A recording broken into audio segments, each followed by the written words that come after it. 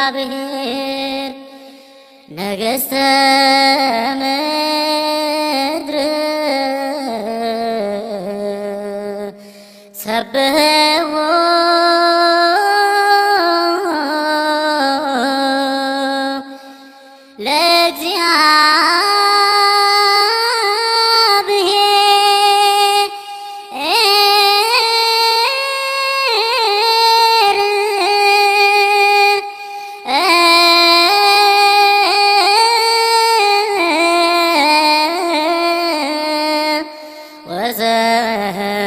ወዘምሩ ለአምላክነ።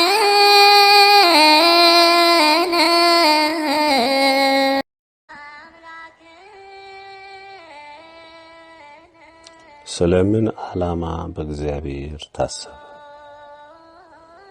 የት ነው ያለው? ምንስ ይፈጽማል? የት ነው የሚነግሰው? የትኛውን ግዛት ይገዛል?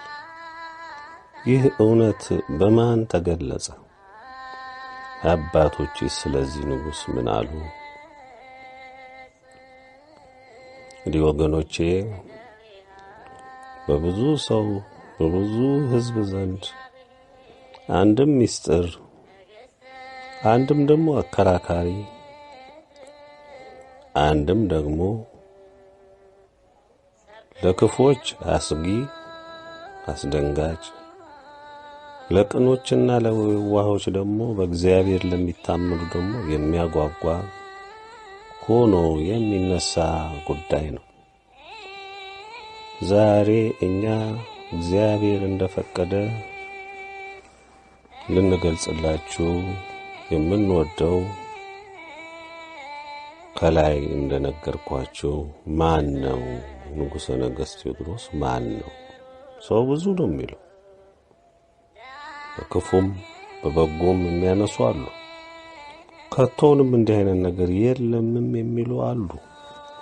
ሁሉም በየፊናው የየራሱን እንደተቃኘበት አስተያየቱን ሲሰጥ ኖሯል። ዛሬ ግን እርግጡን እንነግራችኋለን። በፍካሬ ኢየሱስ፣ በመጽሐፈ ፊቅጦር፣ በድርሳነ ኡራኤል፣ በሳቤላ ትንቢት፣ በመጽሐፈ ሽኖዳ፣ በሌሎችም ስለ ንጉሠ ነገሥት ቴዎድሮስ ተገልጿል። በእግዚአብሔር ቃል እስከ ዛሬ ብዙዎች ባላስተዋሉት እንዲሁ ተገልጿል። ዛሬ በዩቲዩብ፣ በፌስቡክ፣ በሌሎችም ማህበራዊ ገጾች በተለያየ መልኩ የሚያነሱት እጅግ በዝተዋል። በድፍረትም እንዲህ የሚባል ንጉሥ የለም ብለው የሚቃወሙ በአብዛኛው ከምንፍቅና ጋር የተጋቡ ይናገራሉ።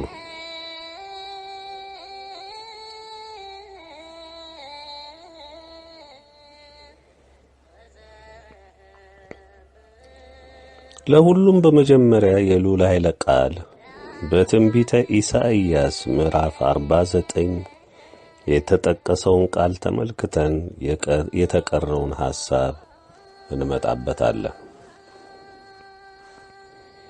የልዑል ኃይለ ቃል እንዲህ ይላል። ደሴቶች ሆይ ስሙኝ፣ እናንተም በሩቅ ያላችሁ አሕዛብ አድምጡ። እግዚአብሔር ከማኅፀን ጠርቶኛል፣ ከእናቴም ሆድ ጀምሮ ስሜን አንስቶአል። አፌንም እንደተሳለ ሰይፍ አድርጓል፣ በእጁ ጥላ ሰውሮኛል፣ እንደተሳለ ፍላጻም አድርጎኛል፣ በሰገባውም ውስጥ ሸሽጎኛል። እርሱም እስራኤል ሆይ አንተ ባሪያዬ ነህ፣ ባንተም እከብራለሁ አለኝ። እኔ ግን በከንቱ ደከምሁ፣ ምንም ጥቅም ለሌለውና ለከንቱ ጉልበቴን ፈጀሁ። ፍርዴ ግን በእግዚአብሔር ዘንድ ዋጋዬም በአምላኬ ዘንድ ነው አልሁ። አሁንም በእግዚአብሔር ዓይን ከብሬአለሁና አምላኬም ጉልበት ሆኖኛልና ያዕቆብን ወደ እርሱ እንድመልስ እስራኤልንም ወደ እርሱ እንድሰበስብ ባሪያ እሆነው ዘንድ ከማኅፀን ጀምሮ የሠራኝ እግዚአብሔር እንዲህ ይላል። እርሱም የያዕቆብን ነገዶች እንድታስነሣ ከእስራኤልም የዳኑትን እንድትመልስ ባሪያዬ ትሆን ዘንድ እጅግ ቀላል ነገር ነውና እስከ ምድር ዳር ድረስ መድኃኒት ትሆን ዘንድ ለአሕዛብ ብርሃን አድርጌ ሰጥቼሃለሁ ይላል የእስራኤል ታዳጊ ቅዱስም እግዚአብሔር። ሰዎች ለሚንቁት ሕዝብም ለሚጠላው ለገዦች ባሪያ እንዲህ ይላል።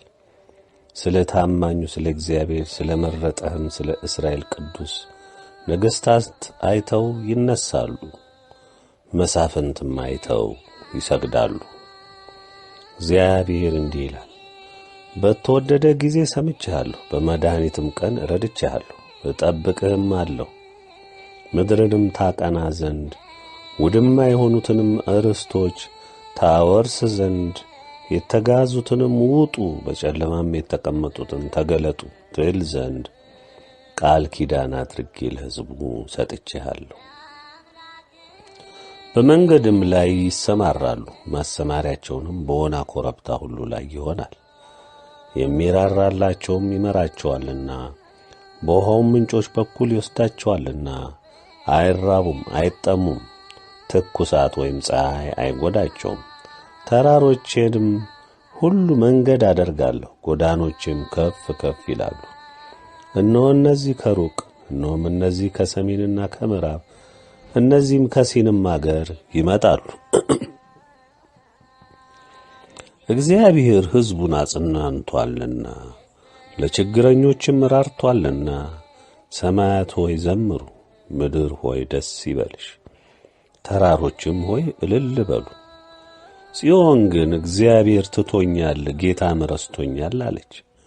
በውኑ ሴት ከማኅፀኗ ለተወለደው ልጅ እስከማትራራ ድረስ ሕፃኗን ትረሳ ዘንድ ትችላለችን? አዎን እርሷ ትረሳ ይሆናል፣ እኔ ግን አልረሳሽም። እነሆ እኔ በእጄ መጽሐፍ ቀርጬሻለሁ፣ ቅጥሮችሽም ሁልጊዜ በፊቴ አሉ። ልጆችሽ ይፈጥናሉ፣ ያፈረሱሽና ያደሙሽ ካንቺ ዘንድ ይወጣሉ። ዓይንሽን አንስተሽ በዙሪያሽ ተመልከች፣ እነዚህ ሁሉ ተሰብስበው ወደ አንቺ ይመጣሉ። እኔ ሕያው ነኝና እነዚህን ሁሉ እንደ ጌጥ ትለብሻቸዋለሽ፣ እንደ ሙሽራም ትጐናጸፊያቸዋለሽ ይላል እግዚአብሔር። ባድማሽ ውድማሽ ወናም የሆነው ምድርሽ ከሚኖሩብሽ የተነሣ ዛሬ ጠባብ ትሆናለችና የዋጡሽም ይርቃሉና የወላድ መካን ከሆንሽ በኋላ የተወለዱልሽ ልጆችሽ በጆሮሽ ስፍራ ጠቦኛልና እቀመጥ ዘንድ ቦታ አስፊልኝ ይላሉ። አንቺም በልብሽ የወላድ መካን ሆኛለሁና እኔም ብቻዬን ተሰድጃለሁና ተቅበዝብዣለሁምና እነዚህን ማን ወለደልኝ? እነዚህንስ ማን አሳደጋቸው? እነሆ ብቻዬን ቀርቼ ነበር፣ እነዚህስ ወዴት ነበሩ ትያለሽ። ጌታ እግዚአብሔር እንዲህ ይላል፣ እነሆ እጄን ወደ አሕዛብ አነሳለሁ፣ ዓላማዬንም ወደ ወገኖች አቁማለሁ። ወንዶች ልጆችሽንም በብብታቸው ያመጧቸዋል፣ ሴቶች ልጆችሽንም በጫንቃቸው ላይ ይሸከሟቸዋል። ነገሥታትም አሳዳጊ አባቶችሽ ይሆናሉ፣ እቴጌዎቻቸውም ሞግዚቶችሽ ይሆናሉ። ግንባራቸውንም ወደ ምድር ዝቅ አድርገው ይሰግዱልሻል፣ የእግርሽንም ትቢያ ይልሳሉ። እኔም እግዚአብሔር እንደሆኑ ታውቂያለሽ። እኔን በመተማመን የሚጠባበቁ አያፍሩም። በውኑ ብዝበዛ ከኃያል እጅ ይወስዳልን? ወይስ የጨካኙ ምርኮኞች ያመልጣሉን? እግዚአብሔር ግን እንዲህ ይላል፣ በኃያላን የተማረኩ ይወሰዳሉ፣ የጨካኞችን ብዝበዛ ያመልጣል። ከአንቺ ጋር የሚጣሉትን እጣላቸዋለሁ፣ ልጆችሽንም አድናለሁ፣ አስጨናቂዎችሽንም ሥጋቸውን አስበላቸዋለሁ። እንደ ጣፋጭም ወይን ጠጅ ደማቸውን ጠጥተው ይሰክራሉ። ሥጋ ለባሹም ሁሉ እኔ እግዚአብሔር መድኃኒትሽና ታዳጊሽ የያዕቆብ ኃያል እንደሆንህ ያውቃል። ትንቢተ ኢሳይያስ ምዕራፍ 49 በሙሉ ከላይ እንደተመለከታችሁት ስለ ኢትዮጵያዊ ንጉሠ ነገሥት ቴዎድሮስ፣ ስለ ኢትዮጵያ ትንሣኤ እንዲሁም ስለ እስራኤል ዘሥጋ መታሰብ ቁልጭ አድርጎ ይነግረናል። ቃሉንም በዝርዝር እንተነትነዋለን። በዚህ ጉዳይ ዙሪያ ያለውን የቅኖች አለመረዳት ችግር ይወገዳል። የጥፋታቸው የክህደታቸው ማምታቻ እውነትን አጥፍቶ ማወዛገቢያ ያደረጉ የቀደመው እባብ የዘንዶው የሐሰተኛው ነቢይ ደቀ መዝሙሮችና በቢሊዮኖች የተቆጠረው መላው የዓለም ሕዝብ ሁሉ በክህደትህ ታፍራለህ። ትላንት አዋልድ መጽሐፍ አልከተልም የኢትዮጵያ ትንሣኤ የለም ትል የነበርክ ነቢዩ ዳንኤል እንዳለው በመጨረሻው ዘመን ዕውቀት ይበዛል። ሰው በጥበብ የእግዚአብሔርን እውነት ለመመርመር ይነሳል። ዳንኤል ሆይ አንተ ግን መጽሐፉን አትም ዝጋ እንዳለው ልዑል፣ ስለዚህ እናንተ ሥልጣንም ብርሃናዊ ዓይንም የላችሁም፣ የእግዚአብሔርን እውነት ልትገልጹ የሚያስችል እምነትም ስለሌላችሁ ይኸው እኛ የሥላሴ ባሮች መርዶአችሁን እንንገራችሁ። ብዙ የማምታቻ ቋንቋችሁ እኛ ከመጽሐፍ ቅዱስ ውጪ አናምንም ትሉ ነበር። የሐሰተኛው ነቢይ ፍጡሮች ናችሁና እናምነዋለን ካላችሁት መጽሐፍ ቅዱስ ውስጥ በግልጽ በማያሻማ መንገድ የተቀመጠውን የትንቢት ቃል አስቀመጥኩላችሁ። የሌሎች የካዳችሁትን የአባቶች ትንቢት እንዳለ ሆኖ ወደ አንድምታው ገብተን እንየው። ደሴቶች ሆይ ስሙኝ፣ እናንተም በሩቅ ያላችሁ አሕዛብ አድምጡ ይላል ቃሉ። ደሴቶች ማለት አገሮች፣ መንግስታት እንደማለት ነው። በምድር ሁሉ ተበትነ ያለህ መላው የአዳም ዘር ይመለከተሃልና ሰማ ነው የምልህ ልዑል እግዚአብሔር። እግዚአብሔር ከማኅፀን ጠርቶኛል፣ ከእናቴም ሞት ጀምሮ ስሜን አንስቷል፣ አፌንም እንደተሳለ ሰይፍ አድርጓል ይላል ኃይለ ቃሉ።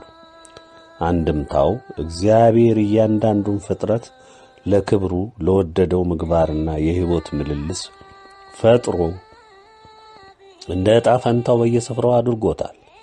ሰውንም ቢያልቀውም እሱ እንዲህ እንደተወሰነለት የልዑል ዕጣ ፈንታ በምድር እንዲመላለስ አድርጎታል።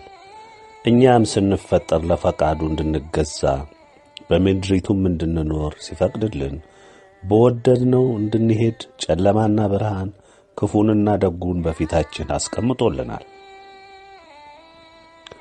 መርጠን ወደ ወደድነው እጃችንን እንድንሰድ ፈቃዱ ሆኗል። እንዲህም ሲሆን በጎ ስንመርጥ ወደ በጎ የሚመራን መልካሙን መልአክ ያዝልናል። መልካሙን ይመርጠናልና እግዚአብሔር በወደደው መንገድ እንድንማር ያደርጋል። እግዚአብሔርን ምርጫው አድርጎ የሚመላለስ ሰው የሚማረው በእግዚአብሔር ነው። እግዚአብሔር ላሰበው ለፈቀደው ዓላማ ከሰዎች መሃል ለይቶ ለአገልግሎቱ ሰውን ይመርጣል። ንጉሥ ዳዊት እግዚአብሔር መርጦት ላሰበው ዓላማ እንዲሆን ካደረገ በኋላ የእግዚአብሔር ፈቃድና ሐሳብ ምን እንደሆነ የተረዳው ንጉሥ ዳዊት ይህንን አለ። ገና በእናቴ ማፀን ሳለሁ አጥንትና ደም ሆኜ ሳልዋደድ በአንተ ዘንድ ታወቅሁ አለ። እግዚአብሔር ከማፀን የጠራው የለየው ላሰበው ዓላማ ነው። በመሆኑም የእግዚአብሔር ምርጫ ገና ሳይፈጠር ነው ያሰበው። ሁሉም ነቢያቶች፣ ሐዋርያት ገና በእናታቸው ማፀን ሳይዋደዱ በፊት ላቀደው ተግባር አስቀድሞ ተመርጠዋል። የመረጣቸውን እንደተሳለ ሰይፍ አድርጓቸዋል። በተናገሩት ሁሉ ዓለምን አንቀጥቅጠዋል። ምክንያቱም በእነሱ ዕቃነት በእነሱ አንደበት ሥራውን የሚሠራው እግዚአብሔር መንፈስ ቅዱስ ነውና። በእጁ ጥላ ሰውሮኛል፣ እንደ ተሳለ ፍላጻም አድርጎኛል፣ በሰገባውም ውስጥ ሸሽጎኛል ይላል ኃይለ ቃሉ። ዛሬ እግዚአብሔርን የፍርድ ቃል ተግሳጹን በኢትዮጵያ ዓለም ብርሃን መልእክታት አማካኝነት እየሰማችሁ ነው። ነገር ግን በአካል እኔን የልዑል ባሪያ አላያችሁም። ለምን? ሰዓቱ እስኪሞላ ድረስ ሸሽጎኛልና ከ15 ዓመታት በላይ እንደ ሸሸገኝ ነውና በዚህ እግዚአብሔርን አሰራር ልታውቁ ይገባል። እርሱም እስራኤል ሆይ አንተ ባሪያዬ ነህ፣ ባንተም እከብራለሁ አለኝ። እኔ ግን በከንቱ ደከምሁ፣ ምንም ጥቅም ለሌለውና ለከንቱ ጉልበቴም ፈጀሁ። ፍርዴ ግን በእግዚአብሔር ዘንድ ዋጋዬም በአምላኬ ዘንድ ነው አልሁ። እንግዳ ላይ ለቃሉ እግዚአብሔር ለመረጠው በግልጽ ይናገራል። አንተ ባሪያዬ ነህ ይላል። በዚህ በመረጠው ዕቃ ስለሚገለገልበት በጎ ፈቃዱ ሁሉ በዚህ በመረጠው ሰው ላይ አድሮ ስለሚከናወን ልዑል ይከብርበታል። ወገኖች ይህን ቃል ስገልጸው በእውነት ያስገርመኛል። በልቤ የነበረውን በሐሳቤም ሳመላልሰው የነበረውን ቃል ቢኖር ይህ ቃል ነው። በከንቱ ደከምሁ፣ ምንም ጥቅም ለሌለውና ለከንቱ ጉልበቴም ፈጀው። ፍርዴ ግን በእግዚአብሔር ዘንድ ዋጋዬም በአምላኬ ዘንድ ነው አልሁ። ይህን እውነት ስገልጸው እኔው ቃሉን ያሰፈርኩት ያህል ይሰማኝ ነበር። በዚህ መልእክት ውስጥ ስለ ራሴ የሕይወት ምልልስና የመከራ አይነት መግለጽ ስለማልፈልግ የፈለገ ልዑልን ይጠይቅ። ካልቸኮላችሁ ሁሉም ስለሚገለጽ ወደ ብርሃን የማይወጣ ስለሌለ ትሰሙታላችሁ። በግሌ ግን የመጣሁበትን ጎዳና ማሰብ አልፈልግም። እሱን ሳስብ መቋቋም የሚያቅተኝ እውቅታ ውስጥ ስለምገባ ብዘለው መልካም ነው። ወገኖቼ እንዳትቀየሙ። አሁንም ዋጋዬም ፍርዴም በእግዚአብሔር እጅ ነው። ሁላችሁም እንደምትረዱት በመላው ዓለም ነግሶ ዓለምን እንዳሻው በሚነዳው የቀደመው እባብ ዘንዶ ሐሰተኛው ነቢይ ጋር የተደረገው ውጊያ እጅግ ብዙ ነው። ከልጅነቴ ጀምሮም ነበር። ብዙም ነፍስን ሳላውቅ እኔን ለማጥፋት ዲያብሎስ ያላደረገው ጥረት አልነበረም። ፈቅጄ መከራን አልጠጣሁም።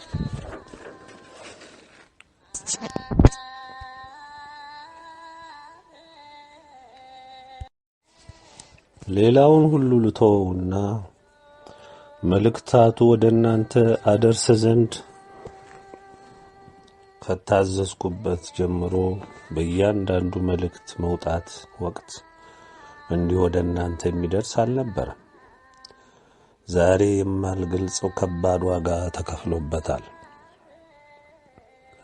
ዲያብሎስ የማጥቂያ ስልቱ እጅግ ብዙ ነው። በእግዚአብሔር ኃይል ብናልፈውም ሳንጎዳበት ቀርተን አይደለም። እንደ ግሌም እንደ ቤተሰብም ውድ ዋጋ ከፍዬበታለሁ። ዕድሜን ሰፍሬበታለሁ። ብዙዎች ክብርን፣ ማዕረግን፣ ሀብትና ክብረትን፣ መወደስን ይሻሉ። ይህ በሥጋው ዓለም እንደሚኖሩ እጅግ የሚመኙት ነው። እውነትን ለተረዱት እግዚአብሔርን ለሚወዱ ግን ይህ ትርጉም የለውም። ፍላጎታቸውን ሁሉ የሚያርፈው የዚችን ምድር ክፉ ውጣ ውረድ ቶሎ አልፎላቸው ወደ አባቶቻቸው ወደ ገነት መሄድን ነው። እኔም በሕይወት ዘመኔ ካየሁት ፍዳና መከራ አንጻር በዚች ምድር ላይ መኖር እጅግ ያስመረረኝ ነው። ብቆይ እንኳን ለፈጠረኝ አምላክ ፈቃድ ለክብሩ ለከበረው ስሙ እስከ ጠቀምኩና በአገልግሎቱ እስካስደሰትኩት ድረስ ብቻ ነው። ዛሬ እኔ የሥላሴ ባሪያ የምኖረው ላገለግለው፣ ልታዘዘው፣ ፈቃዱን ልፈጽም፣ እናቴንም ፈቃዷን ልፈጽም ብቻ ነው። ከዚህ ውጪ ምንም የምሻው የሚያረካኝ የለም። ሩጫዬን ጨርሼ ባካሄዴ የወደደኝን አምላኬን አስመልኬ ፈቃዱ ተፈጽሞ ከብሮ ዘወትር ተመስግኖ ካየው ለእኔ ካሳዬ እሱ ብቻ ነው። ከዚች ምድር ላይ እምሻው ለሥጋዬ ብዬ የማስበው የለም። እርግጥ ለምትሰሙት እጅግ ሊያስደነግጣችሁ ይችላል። ዓለምን ሁሉ በአንድ ውዳቂ ምናምንቴ በሆንኩት ከሁሉ እጅግ ባነስኩት በቸርነቱ በምሕረቱ ሸፍኖኝ ነውሬን ኀጢአቴን ከድኖ ውድ ዋጋ ከፍሎልኝ እንደገናም እጅግ ከአእምሮ በላይ በሆነ ስፍራ ላይ ሊያስቀምጠኝ መወሰኑን ከተነገረኝ ጀምሮ ለረጅም ዓመታት ይህ ከኔ እንዲያልፍ እኔም ለዚህ እንደማልመጥን በመግለጽ ከፈጣሪ ከመድኃኔዓለም ጋር በብርቱ ተከራክሬአለሁ። ይህንን ስነግራችሁ በእውነቱ ነው እምላችሁ አምርሬ ከልቤ በዚህ ጉዳይ ለረጅም ዘመን ተከራክሬአለሁ። ፈቅጄው አስቤውም አልሜውም አይደለም። በፍጹምም በከፍታ ለመኖር ፍላጎት የለኝም። ግን የእግዚአብሔር ፈቃድ ስለሆነ እሱ ስለወሰነ በቃ ወሰነ። ምን ይደረግ እንጂ እግዚአብሔር በዚህ ምድር ላይ ምስኪን ሆኜ ዝቅታ ስፍራ ላይ ሆኜ እድሜን ከድኜ ባልፍ ምንኛ ደስ ባለኝ። የሆነ ሆኖ ምርጫው የሱ ነው፣ ፈቃዱ የሱ ነው። ይሁን ካለ ምን አደርጋለሁ? እሱን ደስ አሰኝቼ ቀሪ ጊዜን ጨርሼ ማለፍን ወዳለሁ እና ክርክሬም አልጠቀመም፣ አልሆነም። እናቴንም ድንግልን ጠይቄያለሁ፣ አብዝቼ ጠይቄያታለሁ፣ በሷም ዘንድ አልሆነም። ይሁንና ሁሉንም ጊዜ ስለሚገልጠው ብዙ ባልል መልካም ነው። ወደ ቀጣዩ ቃል እንሂድ። አሁንም በእግዚአብሔር ዓይን ከብሬአለሁና አምላኬም ጉልበት ሆኖኛልና ያዕቆብን ወደ እርሱ እንድመልስ እስራኤልም ወደ እርሱ እንድሰበስብ ባሪያ እሆነው ዘንድ ከማኅፀን ጀምሮ የሠራኝ እግዚአብሔር እንዲህ ይላል። ያ እርሱም የያዕቆብን ነገዶች እንድታስነሣ ከእስራኤልም የዳኑትን እንድትመልስ ባሪያዬ ትሆን ዘንድ እጅግ ቀላል ነገር ነውና እስከ ምድር ዳር ድረስ መድኃኒት ትሆን ዘንድ ለአሕዛብ ብርሃን አድርጌ ሰጥቼሃለሁ ይላል የእስራኤል ታዳጊ ቅዱሱም እግዚአብሔር ኃይለ ቃሉ። እንደምትመለከቱት የልዑል ቃል ዛሬ ንጉሠ ነገሥት ቴዎድሮስ ማን ነው እያላችሁ ለምትታወኩ እንዲሁም የለም ሐሰት ነው ለምትሉ እውነቱ ይህ ነው። እርሱም ለምን እንደተጠራ ማን እንደጠራው ማን እንደሾመው እወቁ። ለሱ የከበደው እንደ ገደል የታየው ለእግዚአብሔር እጅግ ቀላል እንደሆነ ጌታችን መድኃኔዓለም ሲያበረታው ያው እየሰማችሁት ነው። የለም ለምትሉ አትጨነቁ፣ ሰዓቱ ቅርብ ነው። አለመኖሩም በተግባር ራሱ ጊዜውም የጉዳዩ ባለቤትም ሲገለጥ ታዩታላችሁ። እድሉ ካላችሁ ወይም የምትጠፉም ከሆነ እየጠፋችሁ ታዩታላችሁ። ቃሉ ይቀጥላል። ለገዢዎች ባሪያ እንዲህ ይላል፣ ስለ ታማኙ ስለ እስራኤል ቅዱስ ነገሥታት አይተው ይነሳሉ፣ መሳፍንትም አይተው ይሰግዳሉ። መላው ዓለም ለገዢዎች ባሪያ ይሆን ሁሉ ስለ እግዚአብሔር ቅን ፍርድ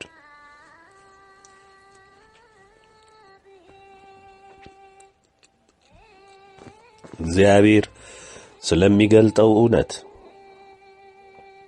አንተ የምትንቀጠቀጥላቸው የምትገዛላቸው መንግስታት መሳፍንቶች ሁሉ ለንጉሠ ነገሥት ቴዎድሮስ ወደው ሳይሆን በግዳቸው እየተጠረጉ እየተፈጩ ይንበረከካሉ፣ ይሰግዳሉ።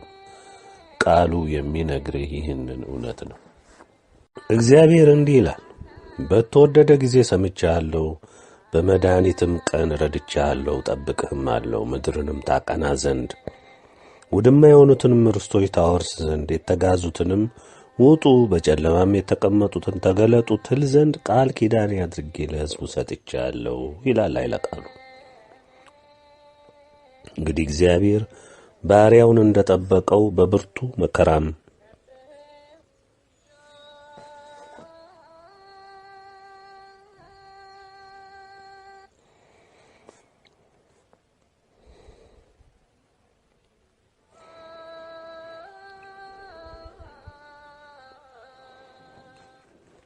በብርቱ መከራ ውስጥ እንዳዳነው እንደሰማው እንደሚጠብቀው አረጋግጦለታል። ልብ በሉ። ምድርንም ታቀና ዘንድ ማለት የፈረሰውን የጠፋውን እንደቀደሙ ይመልስ ዘንድ ባሪያውን አዟል። የተጋዙትንም ውጡ፣ በጨለማም የተቀመጡትን ተገለጡ ትል ዘንድ ይላል ቃሉ። ንጉሡ የተሰጠው ቀዳሚ ተግባር የታሰሩትን የተሳደዱትን በዲያብሎስ ዓይን የተዘመተባቸውን ስለ ቀናቸው የተዋህዶ እምነታቸው የተሰቃዩትን ሁሉ ይገለጡና ወደ ብርሃን ይመጡ ዘንድ ያደርጋል። እግዚአብሔር ቀጥሎም እንዲህ ይላል፣ ቃል ኪዳን አድርጌ ለሕዝቡ ሰጥቻለሁ። እንግዲህ ለሕዝቡ እግዚአብሔር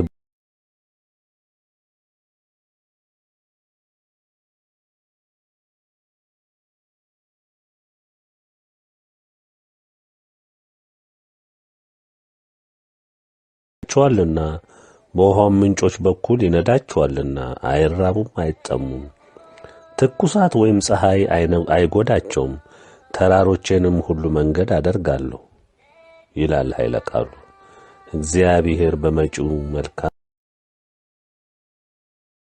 ትንሣኤው ዘመን በባሮቹ በኩል ሕዝቦቹን እንዴት እንደሚመራ መልሶም እንደሚተክል አብሯቸውም እንደሚሆን መሰናክሉንም እንደሚያስወግድ ይነግረናል። ከተራራ የገዘፈ የለም። እሱን ሁሉ አስወግዶ መንገድ እንደሚያደርግ ልዑል ቃሉን ሰጥቷል። የዛሬ ተራሮች መንግስታት፣ ኃይላት፣ ሐሰተኛ እምነቶች ሕዝቡን ያጠፉ ሁሉ በታላቅ ጉልበት ተኮፍሰው የምናያቸው ሁሉ ይወገዳሉ። እውነቱ ይሄ ነው። ጎዳኖችም ከፍ ከፍ ይላሉ ይላል ኃይለ ቃሉ። እግዚአብሔር የሚወስዳቸው ቅን ፍርዶች ሁሉ በዚያ ዘመን ለትንሣኤው ለታጩት ሁሉ መንገዶች ሁሉ ሰላም፣ በረከት፣ ፍቅር፣ ደስታ የሚሆንበት እግዚአብሔርን በፍጹም ልብ፣ በፍጹም ሐሳብ፣ በፍጹም ነፍስ የሚመለክበት የከበረ ከፍ ከፍ ያለም የብርሃን ዘመን ይሆናል። እነሆ እነዚህ ከሩቅ እነሆም እነዚህ ከሰሜንና ከምዕራብ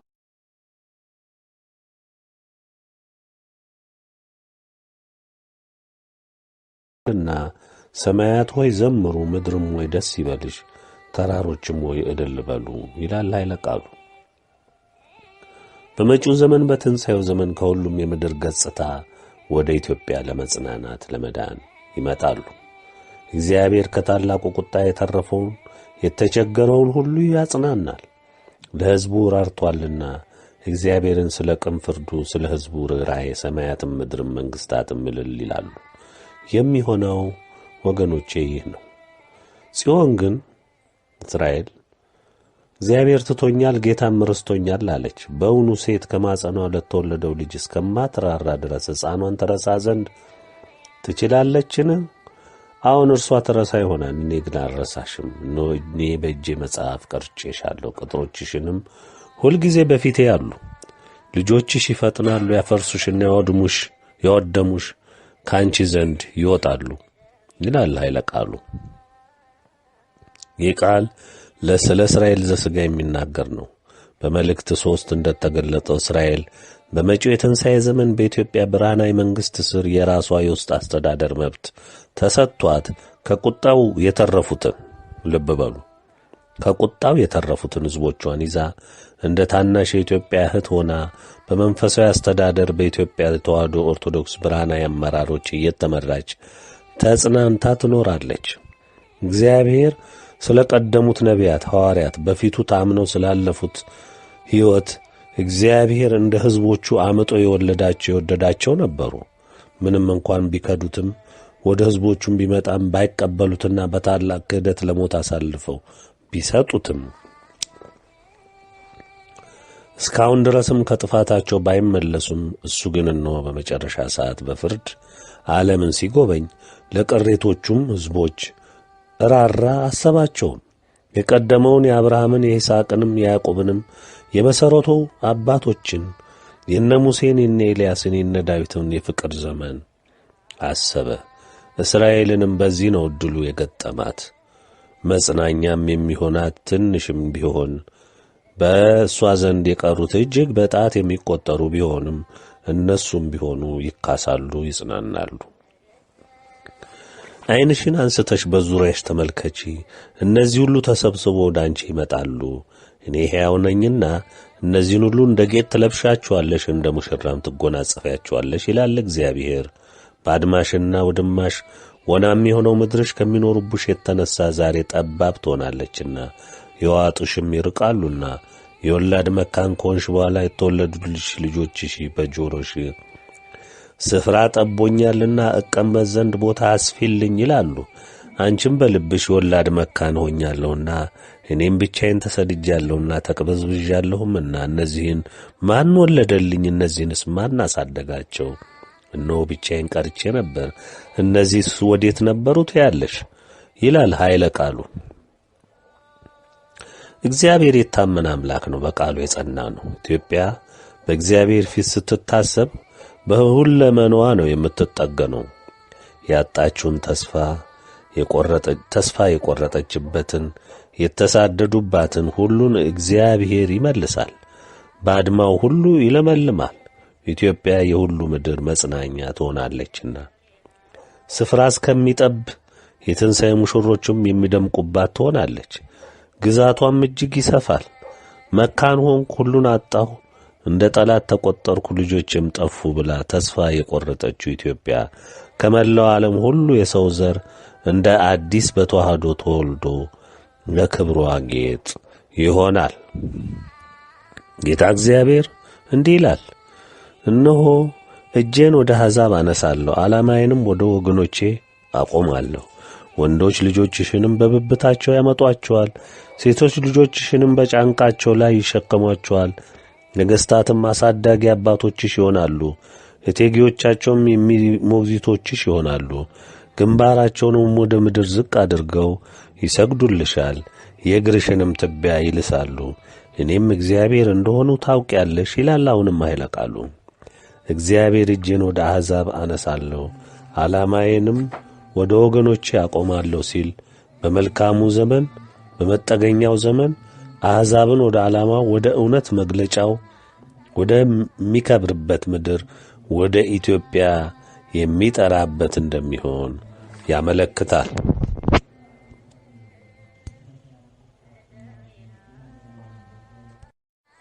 እኔንም በመተማመን የሚጠባበቁ አያፍሩም ይላል ኃይለ ቃሉ።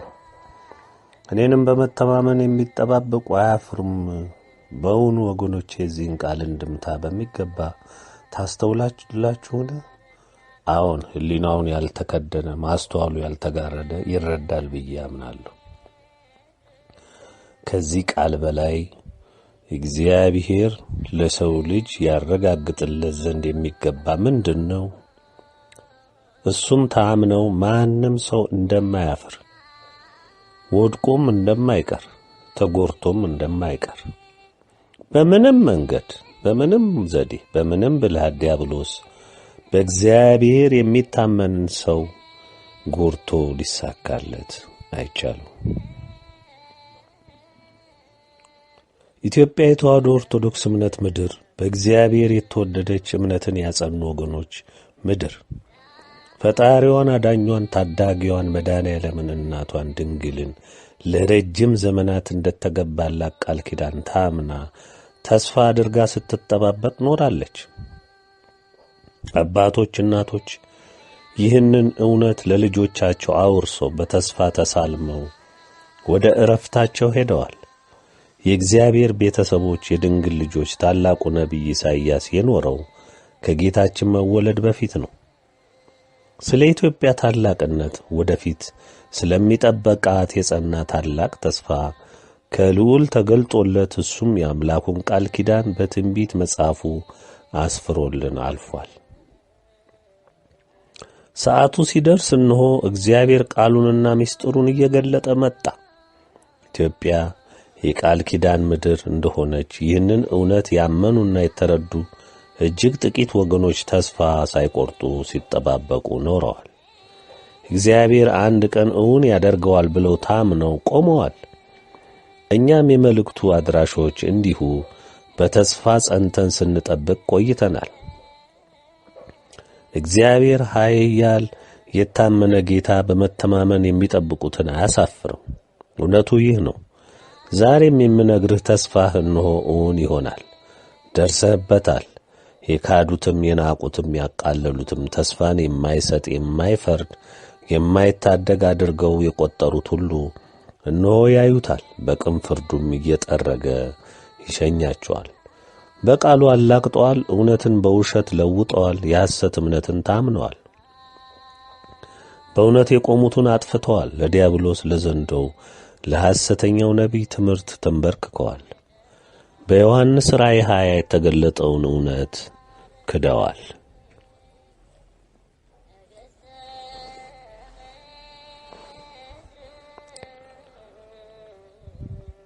የእውነትን ሰዎች የተዋሕዶ አርበኞች ተፈታትነዋል፣ አሳደዋል። ኢትዮጵያ የጸና ተስፋ የገለጥነውን ኢትዮጵያ የዓለም ብርሃን መልእክታትን በድፍረት ተቃውመዋል። ዛሬስ የትንቢተ ኢሳይያስ ምዕራፍ 49 በሙሉ ከላይ እንደገለጽነው ይህን ደግሞ እንዴት ታስተባብሉ ይሆን? መቼም ደፋሮች ናችሁና የሐሰተኛው ዲያብሎስ ልጆች ናችሁምና ውሸት ልብሳችሁ ስለሆነ የድፍረት ኃጢአትን ለመስራት ትሞክሩ ይሆናል። ግን በአንድ ነገር እርግጥ እንዲሆን ላረጋግጥላችሁ ጊዜ የለም፣ አብቅቷል፣ መሽቶባችኋል። አሁን ከፊታችሁ ሁሉም ነገር ተጭኖ መጥቷል። መግቢያ የለም፣ መደበቂያ በፍጹም የለም፣ አበቃ። በውኑ ብዝበዛ ከአህያ ልጅ ይወስዳልን? ወይስ የጨካኙ ምርኮኞች ያመልጣሉን? እግዚአብሔር ግን እንዲህ ይላል፣ በኃያላን የተማረኩ ይወሰዳሉ፣ የጨካኞችን ብዝበዛ ያመልጣል። ከአንቺ ጋር የሚጣሉትን አጣላቸዋለሁ፣ ልጆችሽንም አድናለሁ፣ አስጨናቂዎችሽንም ስጋቸውን አስበላቸዋለሁ። እንደ ጣፋጭም ወይን ጠጅ ደማቸውን ጠጥተው ይሰክራሉ።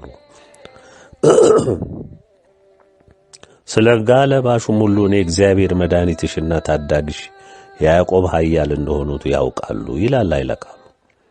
ዛሬ ዓለም በትዕቢቷ የተሞላች ናት፣ አትሰማም። እንኳን እኛ ድሆቹን የተናቅነውን የተሻሉትን እንኳን አይሰሙም። ምክንያቱም የዘመኑ ኃያላን ናቸው። ከአሜሪካ እጅ ወይም ከራሻ አሊያም ከእንግሊዝ እጅ አንድ ድሃ ሀገር የሚሻውን በጉልበት ይወስዳልን? አይታሰብም፣ አይሞከርም። ሁሉም የሶስተኛ ዓለም ሀገር ከአውሮፓ ተዋግቼ ከሁሉም የምድሪቱን ኃያላን ተዋግቼ ምርኮ ወስዳለሁ የሚል የአፍሪካ ሀገር በህሊናችን ልናስበው አንችልም። ነገር ግን ይህ እውነት ሁሉም የዘመኑ ሰው የሚያምንበት እንደሆነ ግልጽ ነው። ተገረሙ እንጂ ይህ እውነት ይገለበጣል። እንዴት ይሆናል? አሁን ይሆናል። አይሆንም የምትሉት በእግዚአብሔር ይቻላልና። ልብ በሉ፣ በኃያላን የተማረኩ ይወሰዳሉ፣ ከኃያላኑ እጅ በግድ ነፃ ይወጣሉ። ጨካኞች የዚህ ዘመን ኃያሎች ያጎሯቸው ያመልጣሉ፣ ነፃ ይወጣሉ። እውነቱ ይህ ነው ወገኖቼ፣ ልብ በሉ። ከፊታችሁ የደረሰው እውነት በተግባር ሲፈጸም ታያላችሁ። የእግዚአብሔር ቃል ተረት የሆነባችሁ የዘመኑ አለቆች፣ ኃያላን ፈራጆች፣ የምድር ነገሥታቶች ሁሉ ከነትምክህታችሁ በእሳት ትጠረጋላችሁ። የዓለማችን ኃያል ወዳችሁ አይደለም በምድር የምታሰቃዩአቸውን የምትለቁት። በቁማችሁ እሳት ሲበላችሁ ሞትን ስትለምኑ ያኔ በራሳችሁ ለምናችሁ ይደረግ የተባላችሁትን ሁሉ ከሚፈለገው በላይ ሁሉ ታደርጋላችሁ።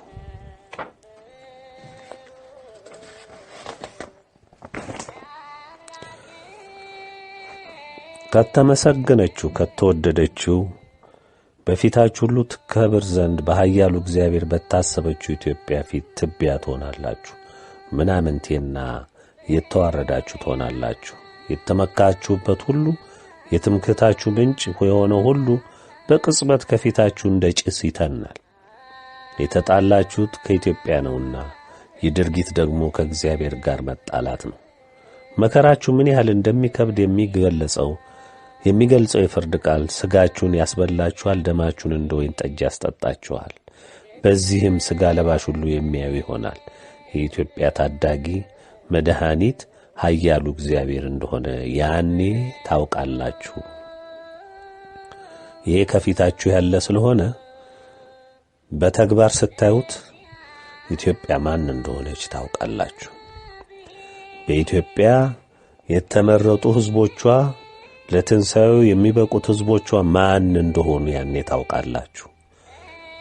እናንተም ዘንድ ተበትነው ያሉ የኢትዮጵያ ቅሪት የሆኑ ለትንሣኤው የተመረጡት ሁሉ እናንተ መሃል ያሉት እንዴት ከብረው እንዴት በሰዓት ውስጥ ሲጽናኑ ሲመላለሱ ያለ ጉዳት ቆመው ታያላችሁ። ያኔ ገና እዚህ ኢትዮጵያም ሳትደርሱ እነሱ ፊት ትንቀጠቀጣላችሁ፣ እነሱን ትለምናላችሁ፣ እግራቸውን ትልሳላችሁ።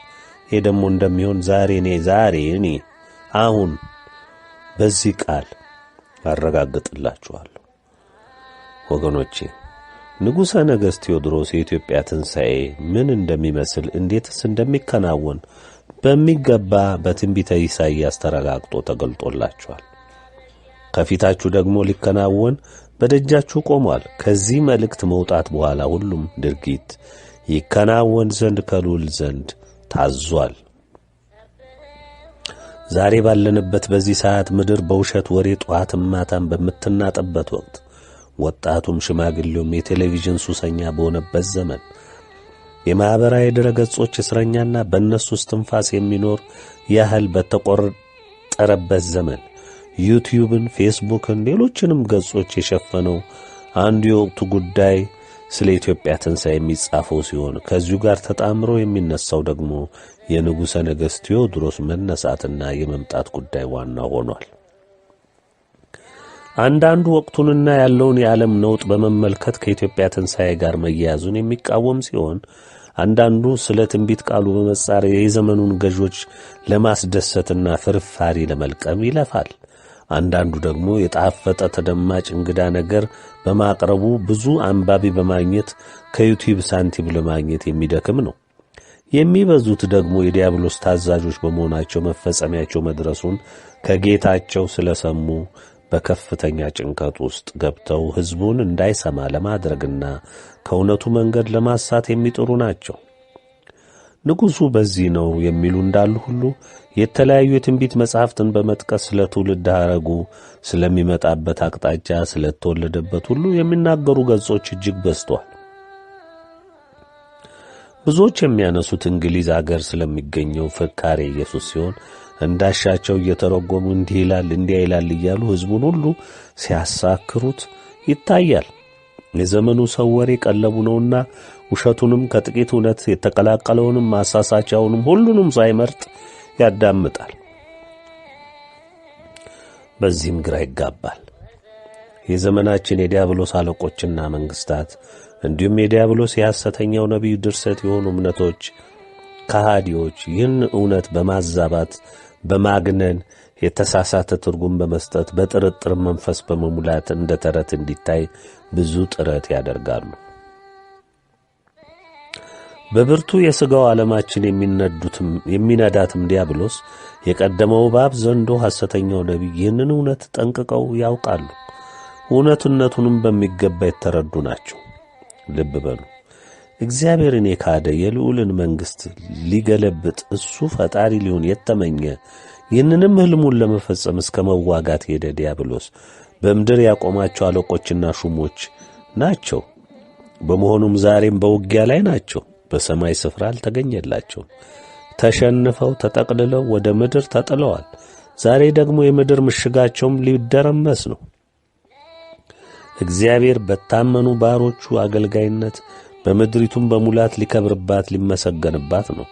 ታዲያ ይህ እውነት ሊውጠው ስለመጣ እነሆ በከባድ ውጊያ ላይ ተጠምዶ እናያለን።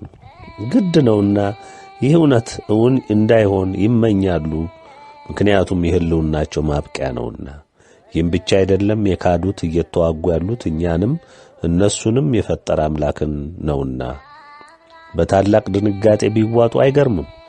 በእነሱ ግብዓተ መሬት ላይ እግዚአብሔር በምድሪቱ ላይ ይከብራልና ይህ እውነት ምድርን በከደነ ጨለማ ላይ ሁሉ ያበራል። የሁሉ ፍጥረት ጌታ በቅን ፍርዱ በምድርም በሰማይም ሊከብር ሊመሰገን ይገባዋል፣ ቅን ፈራጅ አምላክ ነውና። ታዲያ የዚህ ጨለማ ገዢዎች ሕልውና የሚያጠፋ ንጉሠ ነገሥት ቴዎድሮስ በእግዚአብሔር ኃይል ተቀብቶና ተሹሞ ሲመጣ እንዴት ይቀበሉታል? ቄጤማ ጎዝጉዞ እንደማይቀበሉት እሱም ጠንቅቆ ያውቃል። ጨለማና ብርሃን ምን ኅብረት አላቸውና ንጉሡ የመጣው የፈጠረውን አምላክ ፈቃድ ሊያስፈጽም ሊያስመልክ፣ በሁሉም ነገር በምድር ስለ እግዚአብሔር ክብር ስም ስለ ከበረው ቃሉ ዘብ ሊቆም የመጣ ነው። ስለዚህ ሊያጠፉት ቢመኙ ከነሱ ዓይን ሲታይ ግድ የሚላቸው ነው። ብቻ ትግላቸው በቀላሉ የተገነባ አይደለም። ዲያብሎስ ጥበቡን አልተነጠቀምና ለጥፋቱ ብዙ ዘዴ እንደሚፈበርክ ግልጽ ነው።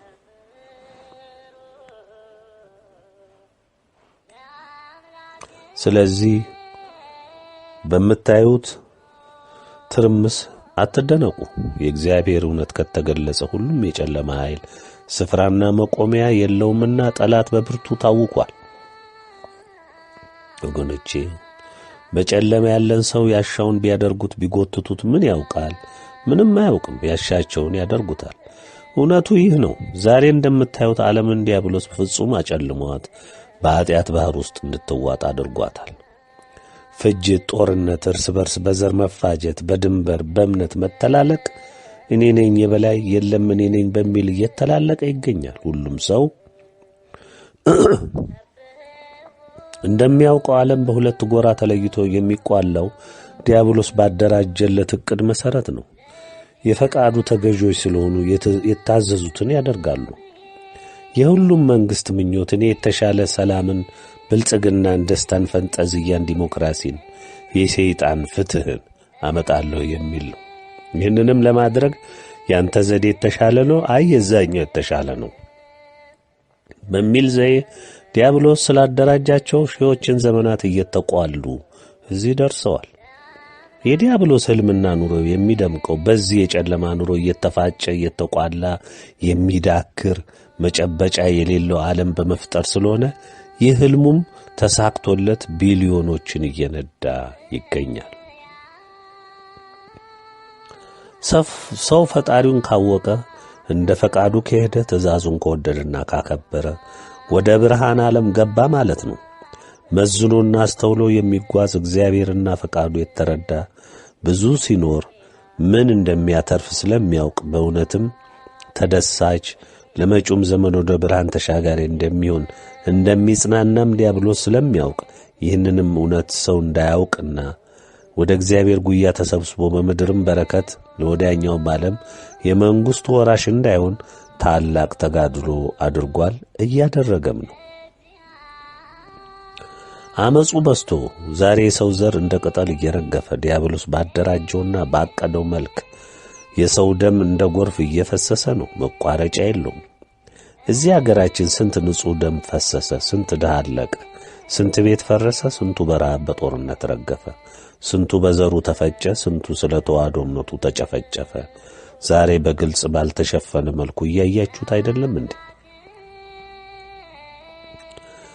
ሁላችሁም ይህንን አትመሰክሩም እንዴ? ትመሰክራላችሁ። ያያችሁት የሰማችሁት ነው። ዲያብሎስ የቀደመው እባብ ዘንዶ፣ የሐሰተኛው ነቢይ ያነገሰው የኢትዮጵያ መንግሥት የዲያብሎስን ፍላጎት ለማርካት የእውነትን መንገድ ሊያጠፋ ምን እየሠራ እንዳለ የምታዩት አይደለም ወይ? ዓይኑን በጨው ያጠበ፣ እፍረት የማይሰማ፣ ውሸትን እንደ ልብስ ያጠለቀ፣ ማጭበርበርን ማታለልን እንደ ስልትና ዕውቀት አእምሮ የተቀበለ፣ አፉ ቅቤ ልቡ ጩቤ እንደሚባለው አይነት መሪ ለእኛ መጥፋት የሚተጋው ዲያብሎስ የተክሎብን ስንት የኢትዮጵያ ድሃ ስለ ዘሩ ስለ ተዋህዶ እምነቱ ተፈጨ። ስንት ቤተ ክርስቲያናችን ፈረሰ፣ ተቃጠለ።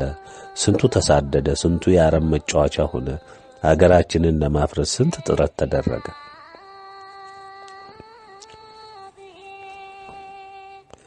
የጥፋት ሁሉ ማዕከል ኢትዮጵያ ለምን ሆነች? ግልጽና የማያሻማ ነው። የቀደመው እባብ ዘንዶ፣ ሐሰተኛው ነቢይ፣ ተጠዋሪዎች ሕልማቸውንና ሩጫቸውን የሚያጦፉት እግዚአብሔር ኃይልን ያስታጠቃቸው የሥላሴ ባሮች የሚነሱት ከዚች ከድንግል ርስት ኢትዮጵያ ስለሆነ ነው። የጠላታችን ሞትም ከነዝግንትሉ መጠረጉም የታወጀው ከዚህ እጅግ አብዝቶ ከሚጠላት ኢትዮጵያ ነው። ኢትዮጵያ የተወደደች የተመረጠች በዘመን ጉዞ አምላኳን ያከበረች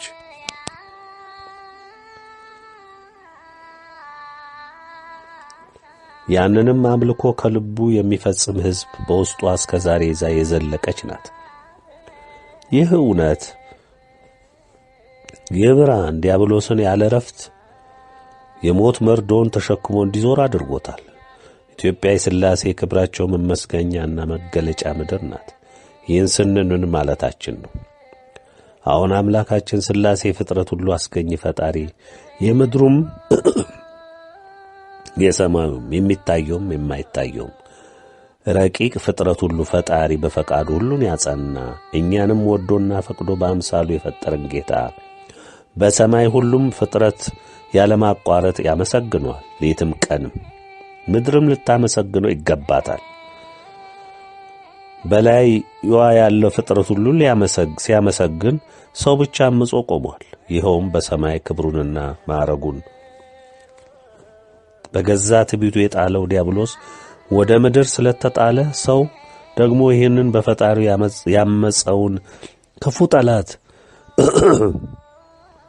ከመካድና ከማውገዝ ይልቅ ፈጣሪውን ክዶ የሱ ተገዢ ሆኖ በመገኘቱና ቢመከርም ቢገሰጽም አልሰማ ስላለ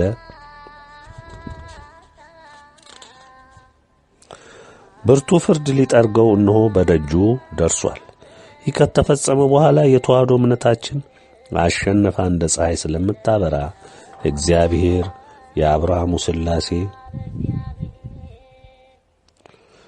ድንግል እናታችን ቅዱሳን አባቶቻችን እናቶቻችን ሰማዕታት ቅዱሳን ሁሉ የሚነግሱባት ዓለም የግድ ትፈጠራለች።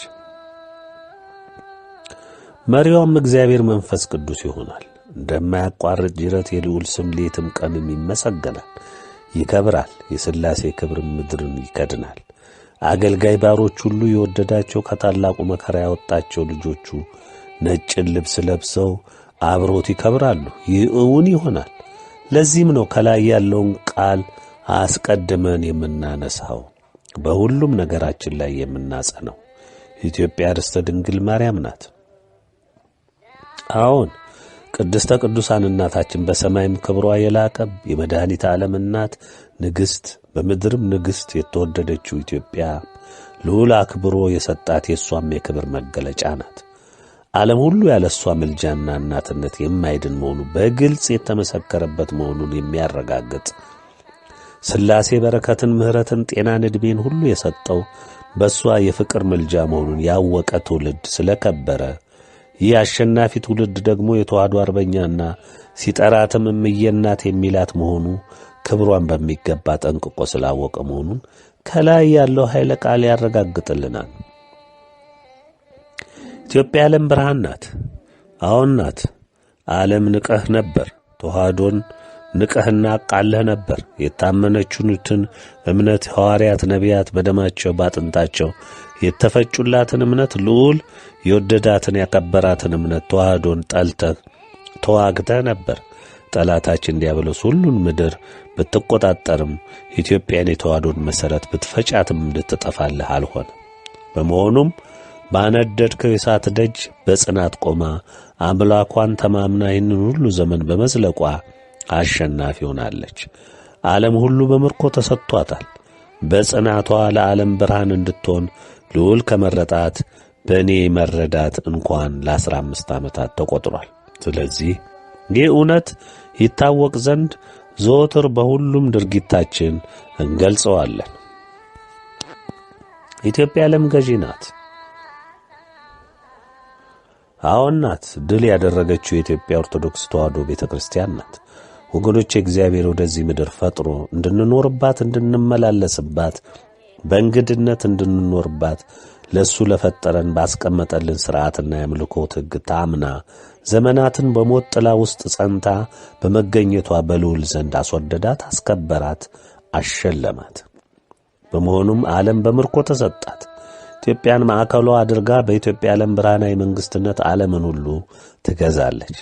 ከላይ የተገለጸው እውነት በዲያብሎስና በሚነዳቸው ጭፍሮቹ መቃብር ላይ እውን ይሆናል። ይህ በመሆኑ ይህንን እውነት በሚገባ ስላወቀና ስላረጋገጠ ዲያብሎስ ከነምንዝሩ ታውኳል። ይህ ደግሞ ግድ ነው፣ መፈጸም አለበት። የእግዚአብሔርን እውነት ነውና ይፈጸማል። ዲያብሎስና ምንዝሩ ወደ መቃብሩ፣ የእግዚአብሔር ሕዝብም በድል አድራጊነት ወደ ትንሣኤው ዓለም መሸጋገር ግድ ይሆናል ማለት ነው። ይህን ለማስቀረት ዲያብሎስ የቀደመው እባብ ዘንዶ፣ ሐሰተኛው ነቢይ አለኝ የሚለውን በክደት የገነባውን እምነቶች መናፍቅ፣ ካቶሊክ፣ እስላም፣ ምሁር፣ የኤሻው የጣዖት እምነት ወዘተ በሙሉ የማስተባበል እንዳይሰማ ማድረግ፣ ሌሎችንም ይጠቅሙኛል ያለውን ዘዴ በሙሉ ያንቀሳቅሳል። በዚህ ምድራችን ለዲያብሎስ ፍላጎት ለሆዱ ነፍሱን ያልሸጠ የለምና የሚበዛው በዚህ አባዜ የተለከፈ ነው። የሚታዘዘው ስለሞላለት ነው። ይህን ደግሞ የግድ ያደርጋል። በመሆኑም እግዚአብሔር በምድራችን ላይ ፈቃዱና ትእዛዙን የሚያስፈጽሙ ባሮችን መርጦ ወዶ አክብሮ እንዲሁም ቀብቶና ሹሞ ጨርሷል። ቀብቶና ሹሞ ጨርሷል። ለዚህ ዓላማው የተመረጡት ምርጥ ዕቃዎቹም ይህንን አውቀውና ተረድተው በየባታቸው ተቀምጠዋል። የሚሰጣቸውንም ትእዛዝ በመጠባበቅ ላይ ናቸው። ሁላችሁም እንደምታውቁት መድኃኔዓለም አባታችን ሐዋርያትን ራሳቸውን ችለው እንዲሰማሩ ለማድረግ በወሰነና እሱም ወደ አባቱ ቀኝ ሲያርግ ሰዓቱ በደረሰ ጊዜ ለሐዋርያት እንዲህ ነበር ያላቸው። ከኢየሩሳሌም ኃይልን እስክትቀበሉ ድረስ እንዳትንቀሳቀሱ ኃይልን ትለብሳላችሁ። እግዚአብሔር መንፈስ ቅዱስ አጽናኙን አስተማሪውን እልክላችኋለሁ ነበር ያለው። ዛሬም የተቀቡት የተሾሙት የእግዚአብሔር ቀዳማዊ አገልጋዮች ይህንኑ ትእዛዝ አክብረው እየተጠባበቁ እንዳለ ሁልህም የሰው ልጅ እወቅ። በንጉሠ ነገሥት ቴዎድሮስ የሚመሩ 39 ንጉሶች እንዳሉ ልታውቁ ይገባል። ከእነሱም በመቀጠል እንዲሁ በተዋረድ በልዑልና በመስፍንነት ማዕረግ የሚያገለግሉ እንደተሾሙ ልታውቁ ይገባል። የኢትዮጵያ ተዋሕዶ ኦርቶዶክስ ቤተ ክርስቲያንን የሚመሩ በቀዳማዊ አባት የሚመሩ ከ300 ያላነሱ አባቶች ተመርጠው የከበረውን የክህነት ሥልጣን ጨብጠው እንደ ሐዋርያት ኃይልን እስከሚቀበሉ ድረስ በበዓታቸው ተዘጋጅተው ተቀምጠዋል።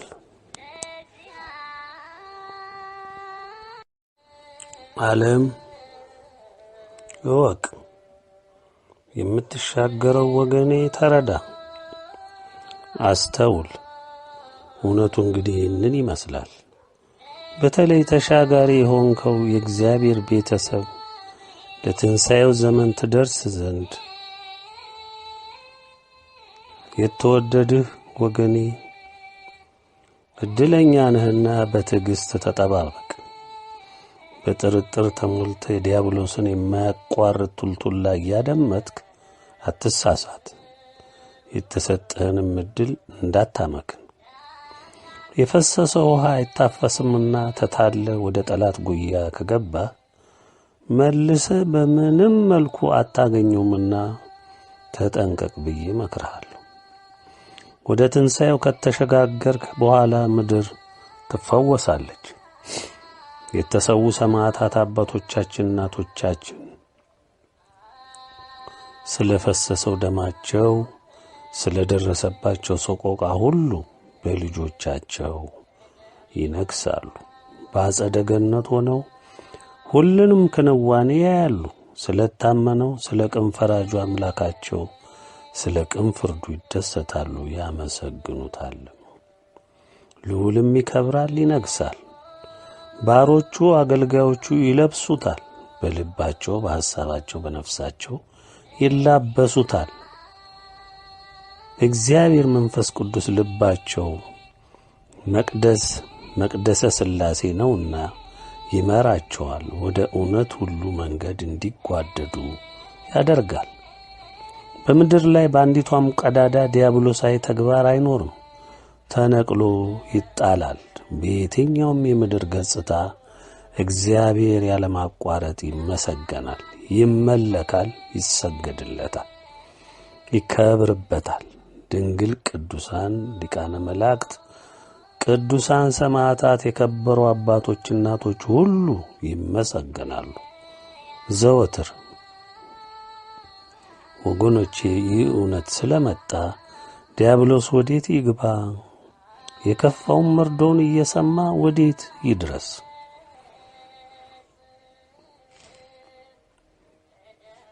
የእግዚአብሔር ቤተሰቦች፣ በተሰጣችሁ ተስፋ የጸናችሁ ወገኖች፣ ንጉሠ ነገሥት ቴዎድሮስ ማን ነው በሚለው ጥያቄ ዙሪያ ብዙ ነገሮች ተነስተዋል። በብዙ ጸሐፍቶች ዘንድ ታሪኩ እየተዛባ በመጻፍ ላይ ይገኛል። ይህ ደግሞ የሚሆነው ጠላት በሚያንቀሳቀሳቸው ዕቃዎቹ አማካኝነት ነው። ታማኝነትን ለማጥፋት የሰውን ልቡና በጥርጥር መንፈስ ለመሙላት የሚያደርገው ተግባሩ ነው። በዚህ መልክ በዚህ ዘመን በዚህ ጽሑፍ ተገለጸ ከሚባል በቀር በተጨባጭ እዚህ ነው ያለው ለማለት የቻለ የለም። አንድ ወንድማችን ተክለ ኪዳን የሚባል ካለው በስተቀር። ምክንያቱም ይህ ወንድማችን በጽዮን ማርያም በአክሱም ጽዮን ማርያም ላይ ተገኝቼ በአካል አይቻቸዋለሁ ካለው በስተቀር ሌላ ሰው ጽሑፉን ማስረጃ ይሄ ነው በዚህ ነው እያለ ከሚናገረው በስተቀር በአካል አይቻለሁ የሚል ሰው አላየንም፣ አልሰማንም ከዚህ ወንድማችን በስተቀር።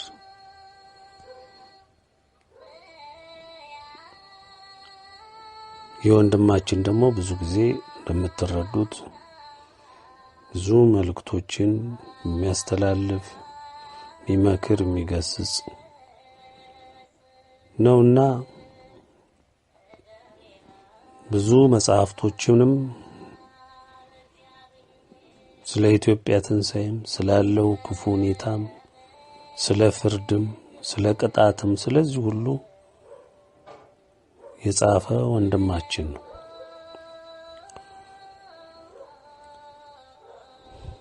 ብዙዎች በቅንነትም ወይም ከጉጉታቸው የተነሳ አግንነው ይናገራሉ። ከሰውም በላይ የመላእክትን ያህል የሚያደርጉትም አሉ። ወገኖቼ እነ ሙሴ፣ እነ ኤልያስ፣ እነ ዳዊት ሌሎችም ሰው ነበሩ። በእነሱ ሕይወት የነገሰው እግዚአብሔር ግን በእነሱ አድሮ ምን እንደሰራ ሁላችሁም የምታውቁት ነው። አሁንም እግዚአብሔር በመረጣቸው በወደዳቸውና በሾማቸው ምርጥ ዕቃዎቹ ላይ አድሮ የፈቃዱን ሥራ ይሠራል ማለት ነው። እግዚአብሔር በየዘመኑ የታመኑ ባሮችን አስነስቷል። ሐዋርያት፣ ነቢያት፣ ሰማዕታት ሁሉም መገልገያዎቹ ምርጥ ዕቃዎቹ ሆነው አክብረውት ስለ እውነት ቆመው አስከብረውት በክብር አልፈዋል። በሰጣቸው መንፈሳዊ ኃይል ጠላትን ተዋግተዋል። ለእኛ ደግሞ የተጓድሏቸውን አሻራ አትመው አልፈዋል።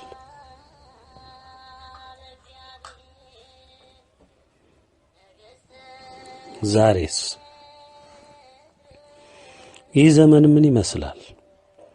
አሁን ምድር ከቀደሙት ዘመናት በእጅጉ ተለውጣለች።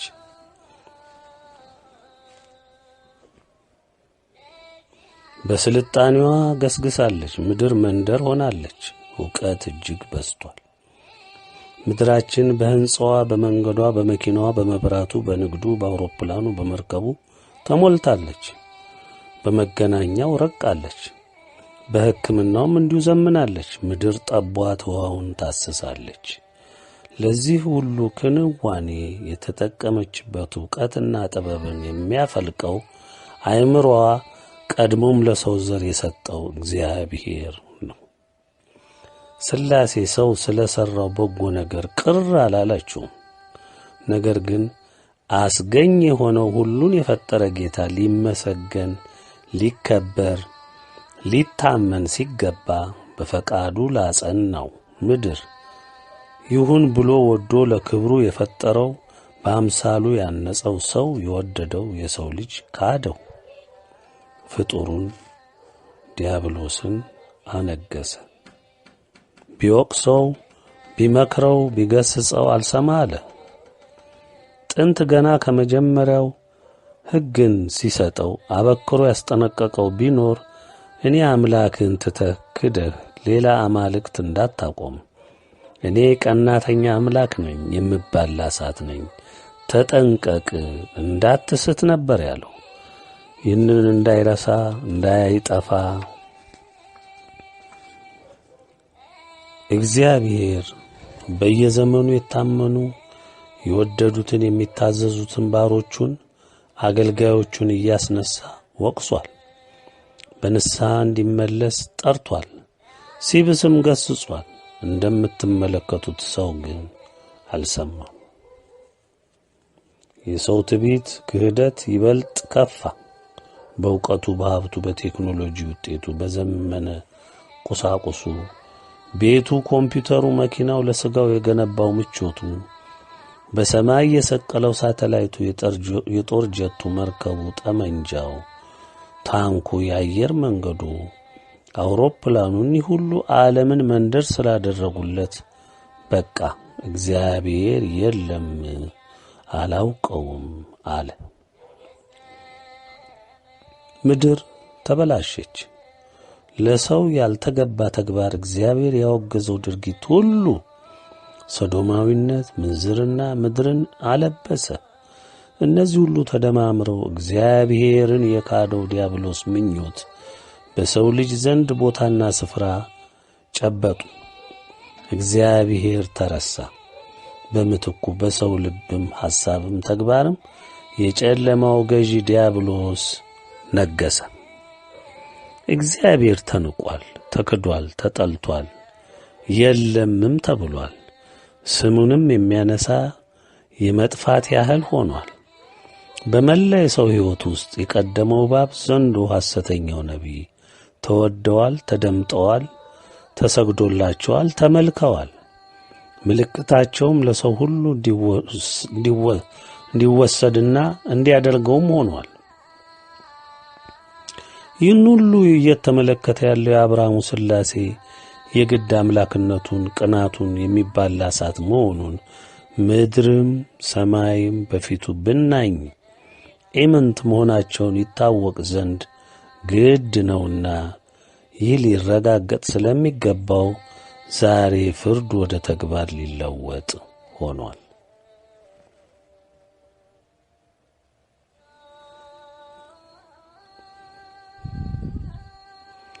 ጌታ ገና ዓለም እዚህ ደረጃ ሳትደርስ አሁን ወዳለችበት ዘመን ሳትቀርብ እንኳን በውኗ በሕልሟም ይሆናል ብላ ባላሰበችበት ሰዓት የሰው ልጅ እጅግ እንደሚያጠፋ እሱንም እንደሚክድ ገልጾ ተናግሯል።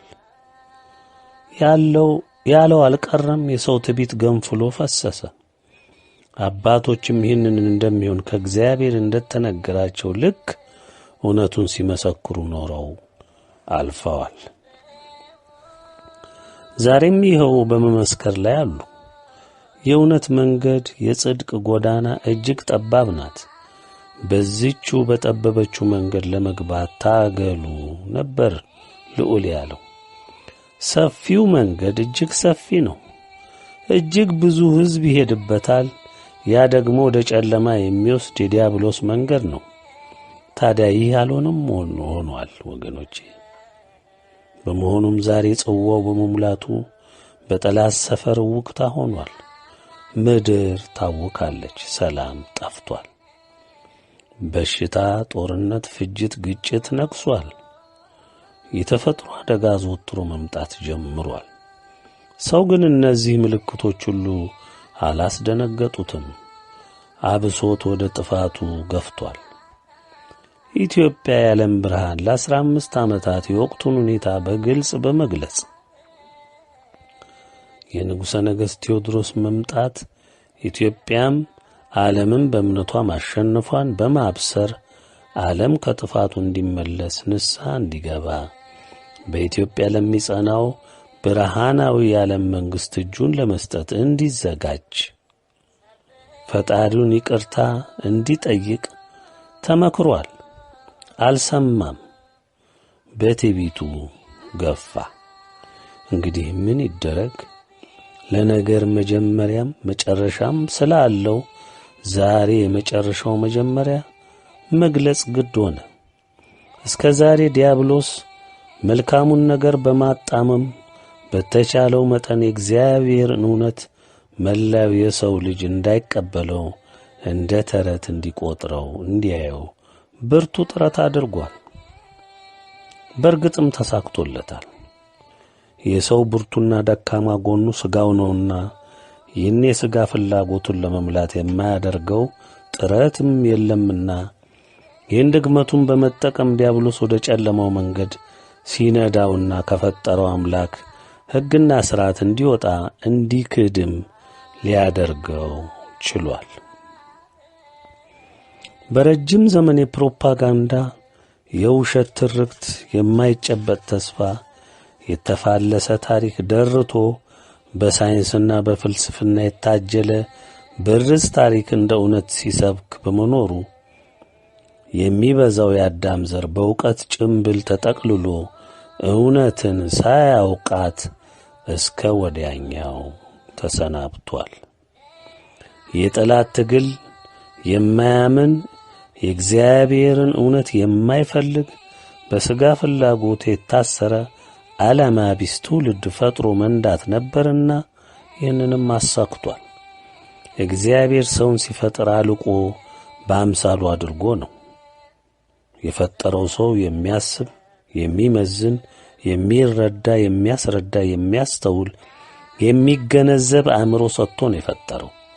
እንደ እንስሶች ግራ ቀኝ እንደማያዩት አድርጎ አልፈጠረውም። አክብሮ አልቆ ፈጠረው እንጂ።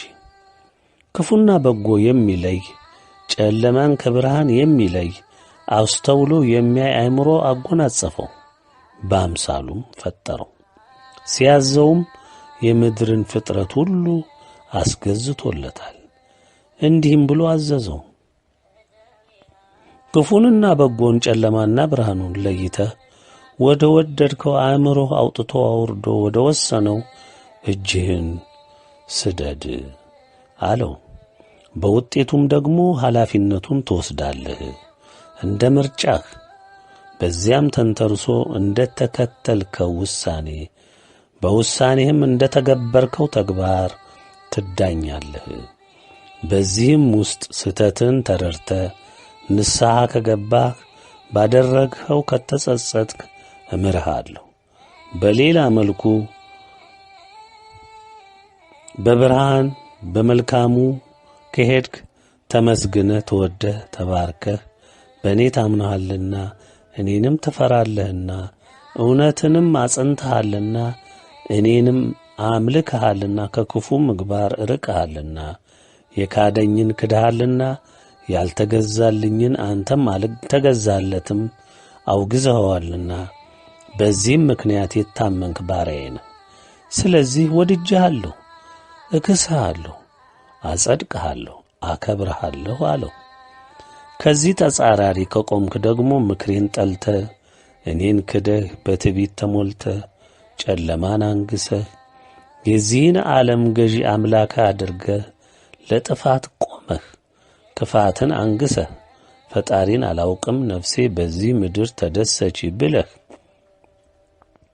ከሆዳቸው ውጪ እንደማያስቡ እንስሶች ሆድህን አምላክ አድርገህ በምድር ጥበብ ተመክተህ አምልከህ እኔን የፈጠርኩን ንቀህ ትእዛዜን አቃለህ በገዛ ምኞትህ ሄደህ መጸጸትን ጠልተህ ከዲያብሎስ ተቆራኝተህ ስለ ጸናህ ፍርዴ ይከተላል ያካትታል። እኔ ቅን ፈራጅ ነኝና እንደ ልብህ ድንዳኔ እፈርድብሃለሁ አለው። እውነቱ ይህ ነው። ይህን እውነት ለመላው አዳም ዘር በዚህ ክፉ ዘመን ከዛሬ 15 ዓመታት ጀምሮ በኢትዮጵያ ዓለም ብርሃን መልእክታት ተገለጸልህ፣ ተነገረህ፣ አልሰማህም፣ ናቅህ። ልትድን አልወደድክም። ከዚህም በላይ ምን ይደረግ?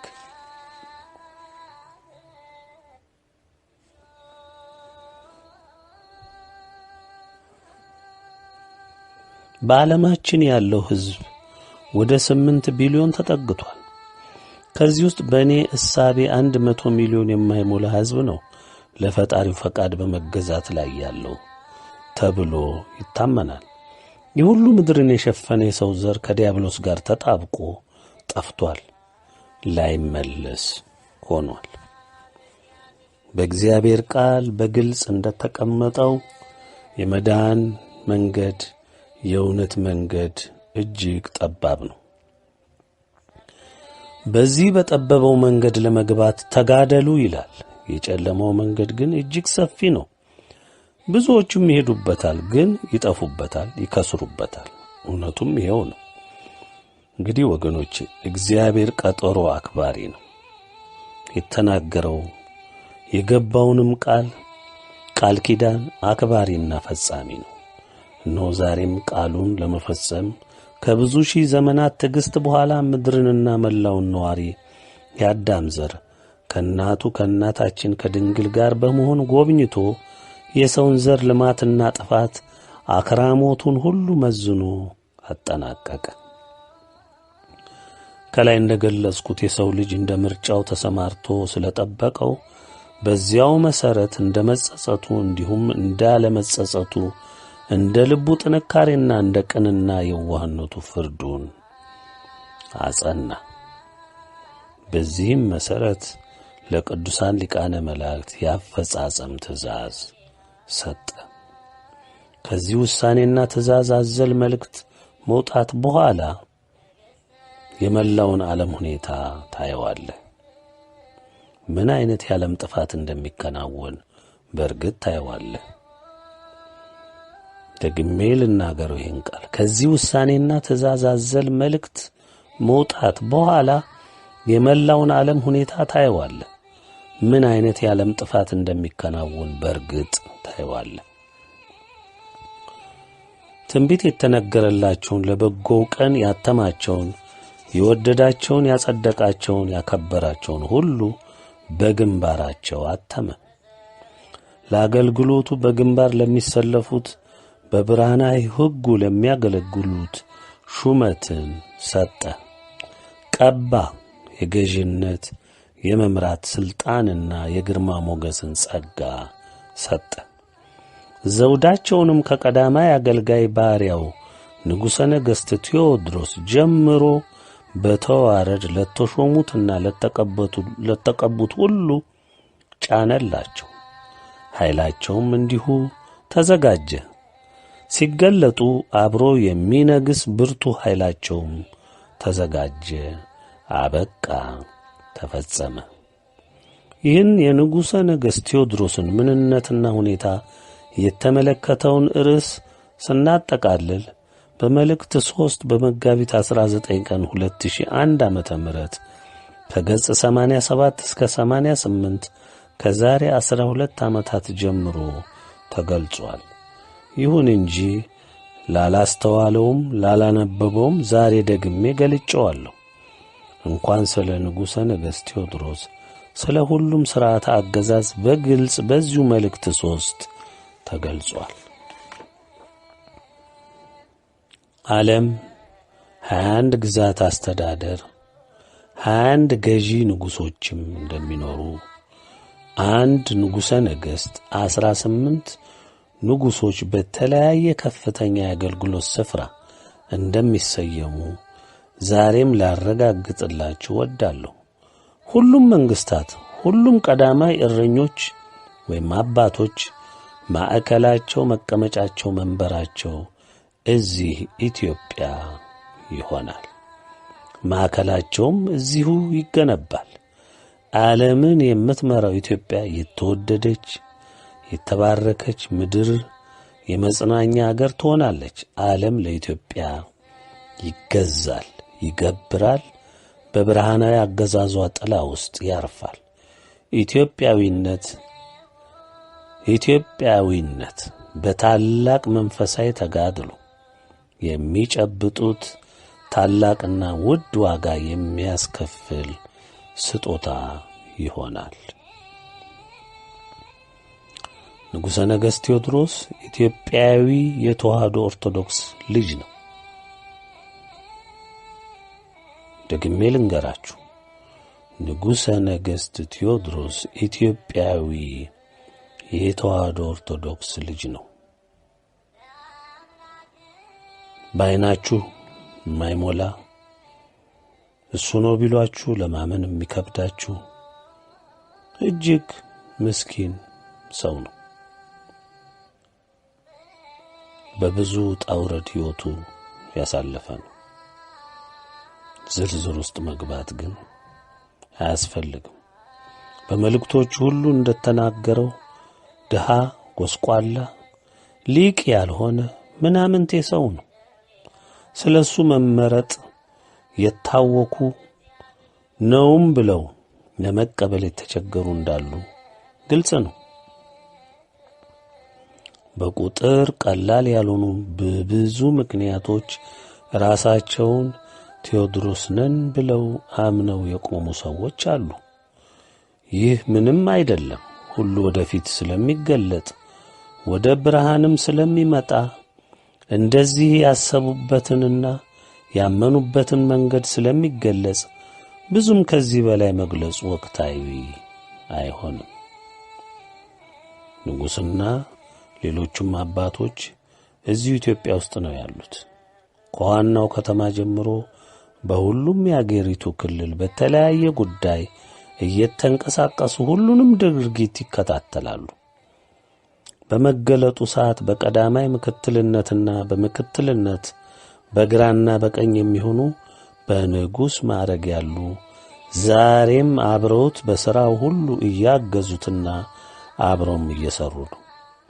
ሌሎች 37 የሚሆኑ በንጉሥ ማዕረግ ያሉ በየበዓታቸው ሆነው በእግዚአብሔር መንፈስ ቅዱስ ኅብረትና አንድነት በሁሉም እያገዙ የሚገኙ ናቸው። ሁሉም ሊያውቀው የሚገባው ቢኖር ዘመናዊ መገናኛ እስካለ ድረስ በቴሌግራም ዮሐንስ ራእይ 20 ቻናል ላይ ስለ ሁሉም ሁኔታ በቀጥታ የሚገለጽበት ይሆናል። የንጉሠ ነገሥቱም የንጉሶቹም ድምፅ የምትሰሙበት የሚገለጥበትም ነው። ከዚህ በተረፈ በኢትዮጵያ ዓለም ብርሃን መልእክታት በግልጽ የምታገኙት ነው። ቴሌግራሙም እስካለ ድረስ ነው የሚያገለግለው። ከዚህ ውጪ የሚመጣ ነገር የለም። ተስፋ የምታደርጉት የኢትዮጵያ ትንሣኤም ሆነ የንጉሠ ነገሥት ቴዎድሮስና አብረውት የሚገለጡት ንጉሶች እንዲሁም የኢትዮጵያ ኦርቶዶክስ ታላላቅ አባቶች መላውን ዓለም በተዋሕዶ እምነት የሚመሩት በይፋ የሚገለጽበት የሚታወቅበት ይኸው መንገድ ብቻ ነው። ከዚህ በዘለለ ሌላ እውነት አለን ካላችሁ በርቱ፣ ቀጥሉበት እንላለን። ዳኛው በሰማይ በመንበሩ ሆኖ ሁሉንም ስለሚመለከት እንደየታመነበት ፍርዱም ትእዛዙም አብረው ይገለጣሉ። በሌላ በኩል እንደ እውነቱ ከሆነ እኔን ለምትቃወሙ ቅሬታም የለብኝ። እኔ ዛሬም ነገም የምለው የማምነው የምረዳው አምላኬም ያስተማረኝ እውነትና እውነትን ብቻ መግለጽ ነው። ስለዚህ እኔ ከሁሉ የማንስ ነኝ። በሁሉም ገጽታ ከኔ ትበልጣላችሁ ብዬ አስባለሁ። ግን በምን መስፈርት እኔን እንደመረጠ እኔም ስለማልረዳ እናንተ ቅር የተሰኛችሁ ሁሉ መድኃኔዓለምን ድንግልን ጠይቁ፣ መልስን ታገኛላችሁ። ይህን ያልኩት በዚህ ምክንያት እንዳትሰናከሉ በማሰብ ነው። ወገኖቼ እኔ ሥራ የለኝም፣ ምግባር የለኝም፣ ዕውቀትም የለኝም። እግዚአብሔር የፈጠረኝ ምስኪን ድሃ ሰው ነኝ። በዕውቀት፣ በሀብት፣ በጥበብ፣ በማስተዋልም በዚህ ሁሉ ከሁሉም የማንስ ነኝ። እግዚአብሔር ያስተማረኝ፣ እግዚአብሔር የመከረኝ፣ በጎዳናውም በክፉም በውጣ ውረዱም ሁሉ የመራኝ ስለ ስሙ፣ ስለ ክብሩ፣ ስለ ቃሉ፣ ስለ ሕጉ፣ ስለ ጸናው ፈቃዱ ጸንቼ ቆሜ አገለግለው ዘንድ እታመንለት ዘንድ እታመንበትም ዘንድ ነው ያስተማረኝ እግዚአብሔር። እግዚአብሔር ያስተማረኝ ትዕግስትን ነው። እግዚአብሔር ያስተማረኝ ትሕትናን ነው። እግዚአብሔር ያስተማረኝ ባለመታከትና ባለመሰልቸት ባሮቹን ልጆቹን የወደዳቸውን ያከበራቸውንም ሁሉንም በቅንነት በታማኝነት በትሕትና አብዝቶም በፍቅር እንዳገለግላቸው ወደ በጎ መንገድ ሁሉ እንድመራቸው ጎዳናውን ሁሉ እንዳመላክት ስለ እነሱም ተግቼ እንድሠራ ከሱም ፈቃድ እንዳይወጡ ለማድረግ እሱ እንደመከረኝ ለማገልገል ለመውጣት ለመውረድ ብቻ ነው። እኔም ባዶነቴን ይዤ በፊቱ ነው ያለሁት። እሱ በእኔ ውስጥ በሚሠራው ሥራ በሚሞላው መንፈሱ እየተመራው የእሱን እውነት የእሱን ፈቃድ የእሱን ትእዛዝ በፊታችሁ የኔን ባዶነት ጨምሬበት እግዚአብሔርን እንድትመለከቱ ለማገልገል ለመጣር ነው። ከዛ በተረፈ በዚህ ምድር ላይ እኔ የምፈልገው ነገር የለኝም። ለቀሪ ዕድሜን እግዚአብሔር ለወደደን ሁላችንንም በደላችንን ከድኑ ጥፋታችንን ሁሉ ከድኑ ምናምንቴነታችንን ሳይቆጥር አክብሮን የዘላለም ሕይወትን እንድንወርስ አረጋግጦ ለወደደን በእናቱ ፍቅር ሁሌ ለሚያጽናናን እግዚአብሔር አምላካችን የአብርሃሙ ሥላሴ ከዘመናት ሁሉ ጀምሮ የሰው ልጅ በፍቅር እየመከረ እያስተማረ የመጣ ኃያሉ እግዚአብሔር አብ፣ እግዚአብሔር ወልድ፣ እግዚአብሔር መንፈስ ቅዱስ አንዱ አምላካችን እኔም እያገለገልኩት የቺን ቀሪ ዘመኔን የአቅሜን አበርክቼ ከዛ በኋላ እንደ ፈቃዱ ሁሉ ነገር ጸንቶ ካየሁ የኔ ሽልማቴ ይሄ ነው። ከዚህ ምድር ከዛ በኋላ ብሰናበት በደስታ እምሞላ ነኝ፣ እምመኘውም ነኝ። ይህንንም ነው የምጠብቀው። እንግዲህ ደግሜ ብዙ ላታክታችሁ ልናገራችሁ አልፈልግም። ብዙ ታላላቅ አባቶች፣ ብዙ ታላላቅ አዋቂዎች፣ ብዙ መንፈሳዊ ተጋድሎ ያደረጉ በቅድስናቸው በሕይወታቸው ታላላቅ የሆኑ ሰዎች አሉ። በምንም መንገድ በእነሱ ጫማ እኛ ልንደርስ አንችልም። አሁንም በሕይወት አሉ፣ አሁንም ይመላለሳሉ። እግዚአብሔርም የሚወዳቸው ናቸው። ይሁንና እኛ ደግሞ ምንም የሌለን ነን፣ ምስኪኖች ነን። እነሱ ባሉበት መንፈሳዊ ብቃት እኛ የለንም። ግን የእግዚአብሔር መስፈሪያና መምረጫ መንገድ ምን እንደሆነ ሁላችንም አናውቅም። እሱ የራሱ መለኪያ ስላለው፣ ስለዚህ ወገኖቼ ማንኛችንም አንዱ ባንዱ እንዳይሰናከል ልንጠነቀቅ ይገባል።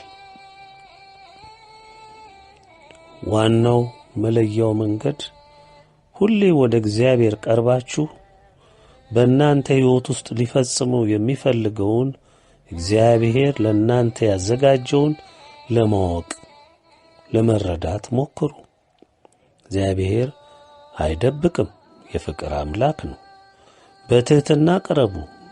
ባሰማራችሁ በመደባችሁ ይሆነኛል ይጠቅመኛል ብላችሁ በራሳችሁ በወሰናችሁት ሳይሆን እሱ በወሰነላችሁ እሱ ፈቃዱ በሆነው መንገድ ልታገለግሉት ወስኑ። በዚህ ምድር ይህን በማድረጋችን ብቻ ነው እግዚአብሔርን አስደስተን ይችን ምድር ለቀን በክብር ወደ አባታችን ፊት መቅረብ የምንችለው። እዛ ስንቀርብ በፊቱም ደግሞ አናፍርም።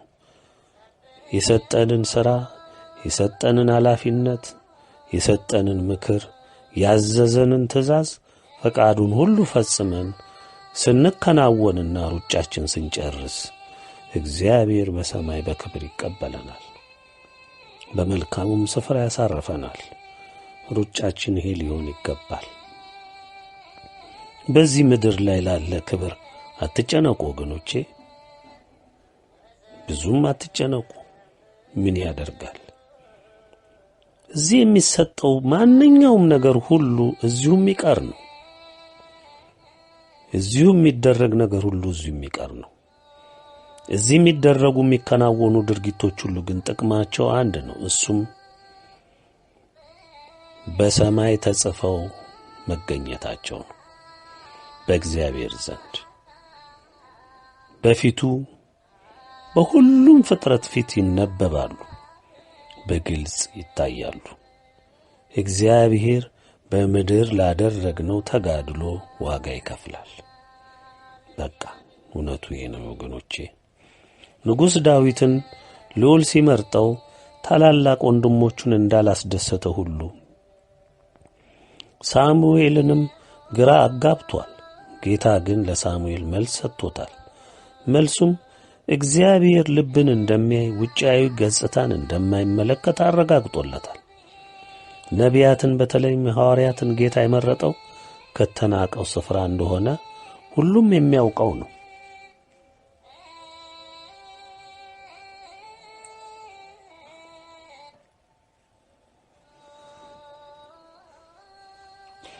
በሥራዬ ለእግዚአብሔር ምንም የሠራሁት በምግባር የሚያስደሰትኩበት ሥራ የለኝም። አሁንም ደግሜ ነው ይህንን እምላችሁ።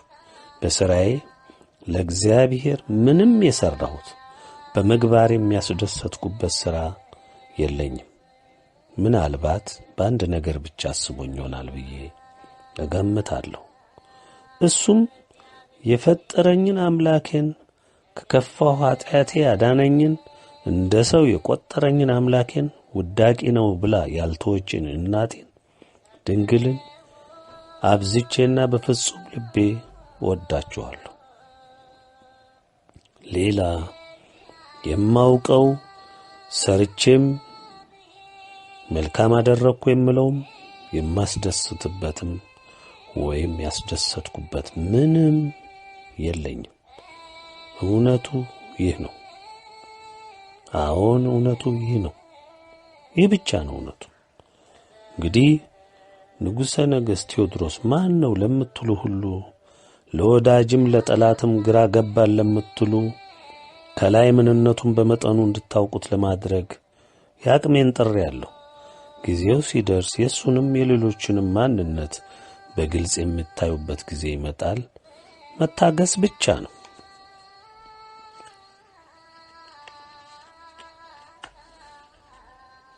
አንድ ነገር እርግጥ እንዲሆንላችሁ የምፈልገው ሁሉንም እውነት መገለጽም ቢሆን በራእይ ዮሐንስ 20 ቻናል ላይ በልጃችን በተከፈተው ገጽ ላይ የምትሰሙት ይሆናል።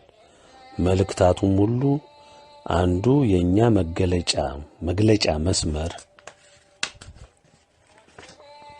ናቸው። እነዚህም ሁሉ በመከራው ክብደት ቢዘጉ ሌላ መንገድ እናዘጋጃለን። በዚያ ሰዓት መነቃነቅ ቀርቶ መደበቂያ የሚያጣው ከሃዲው ትውልድ ይጨነቅ እንጂ እኛ እውክታ የለብንም።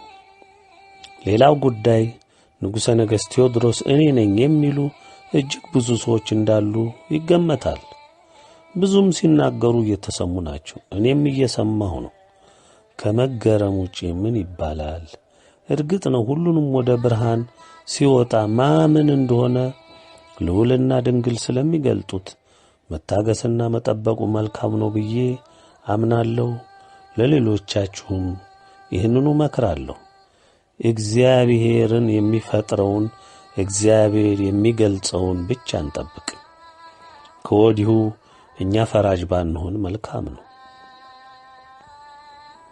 እኚህ እግዚአብሔር ባስቀመጠኝ ስፍራ ባሰማራኝ ስፍራ ለማገልገል ሁልጊዜም ዝግጁ ነኝ። ይሄ ነው። እናንተም ብትሆኑ ደስታዬ ነው። እናንተም ብትመረጡ ደስታዬ ነው። እኔ ነኝ የምትሉ ሁሉ ብትሆኑ ደስታዬ ነው። ብትሆኑ ደስታዬ ነው። እጅግ ደስታዬ ነው። ግን ፈቃዱ ደግሞ የእግዚአብሔር ነው። ምርጫው የሱ ነው። እሱንም መቀበል ነው። ማሰሪያው የሱ ፈቃድ ብቻ ነው። እንግዲህ እውነቱን ለናፈቃችሁ ይኸው ነው። እውነቱን ገልጸናል። በእኛ ዘንድ ትመዘገቡ ዘንድ ባስታወቅነው መሰረት የተመዘገባችሁ ስላመንበት መዝግበናል። መታወቂያ የወሰዳችሁ መልካም አድርጋችኋል። ለአገልግሎት ስለሆነ የወሰዳችሁት በሰዓቱ ትጠቀሙበታላችሁ። በመታወቂያው ላይ ያለው ፊርማ የኔው መሆኑን ላረጋግጥላችሁ እወዳለሁ። በመታወቂያው ላይ ያለው ፊርማ የኔው መሆኑን ላረጋግጥላችሁ እወዳለሁ። መልእክቶች ከ1998 ጀምረው ሲወጡ የምታዩአቸው ፊርማዎች ሁሉ የኔው መሆኑን ዛሬ ልገልጽላችሁ እወዳለሁ። ይህ 9ኛ መልእክት ከምታውቁት የኔ ፊርማ በተጨማሪ የሁለት ወንድሞቼን ፊርማ ታገኙበታላችሁ። ይህ የሆነው የወጣው መልእክት በኢትዮጵያ ዓለም ብርሃናዊ መንግሥት ስር መሆኑን እንድታውቁና ላረጋግጥላችሁ ስለወደድሁ ነው። ሁለቱም ወንድሞቼ በንጉሥ ማዕረግ በሁለተኛና በሦስተኛ ማዕረግ ላይ የሚገኙ በመሆናቸው በሦስታችንም ስምምነትና በእግዚአብሔር መንፈስ ቅዱስ ይሁንታና ትእዛዝ የወጣ መሆኑን አረጋግጥላችኋለሁ። እንግዲህ ዛሬ በሰዎች አእምሮ ሲጉላላ የነበረውን እውነትን የማወቅ ጉዳይ ገልጸናል። ንጉሡ ማን ነው ለሚለው የእውነት ፈላጊዎች መልሱን ሰዓቱ በመሆኑ ልንገልጽ ሞክረናል። በእኛ ግልጽ አድርገናል። መቼም ያለንበት ዘመን የጨለማ ዘመን ነውና ስለ ብርሃን ሲነገረው መልሶ ስለ ኖረበት ጨለማ ታላቅነት የሚሰብክ ትውልድ ነውና ምድርንም የሸፈነው ይኸው ትውልድ ነው። እኛ እውነትን ልንነግረው ጥረናል። ይሁንና አውቆ የተኛን ቢቀሰቅሱት አይሰማም። ስለሆነም ላለቀ ጉዳይ አይገደንም። ካልሞተ የማይገባው ከሆነ ዝምታን እንመርጣለን። ቀኑም ሰዓቱም ከፊታችን ያለ ስለሆነ እሳቱ ሲከድን የት ተቁሞ እንደሚከራከር ወዴትስ ሄዶ በትዕቢት እንደሚገሰል እሱ ራሱ ይወቀው። በመጨረሻም በዚህ ጉዳይ በእኔነት ወይም በክህደት ባለማመን ወይም በግነት ብቻ ዛሬ ከገለጽንላችሁ ውጪ እውነት አለን የምትሉ ሁሉ እንደፈቀዳችሁ ቀጥሉበት። እርግጡ ሲገለጥና ሲታይ እንዳለመታዘዝ ልክ የሚመጥን ፍርድ ከልዑልም ከድንግልም እንደሚያስከትል በእርግጥ ልትረዱ ይገባል። መልካም መረዳት ይሁንላችሁ።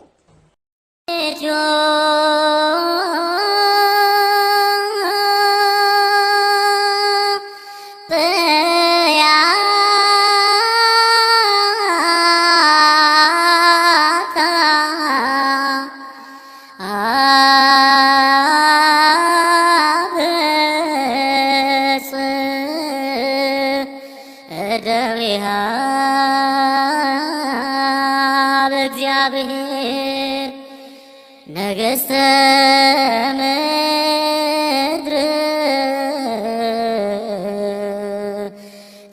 ሰብሕዎ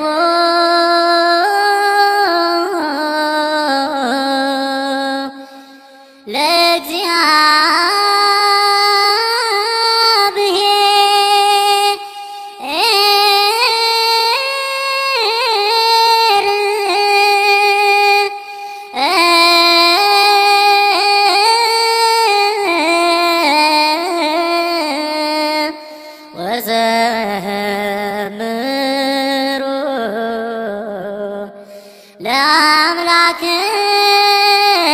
ለአምላክነ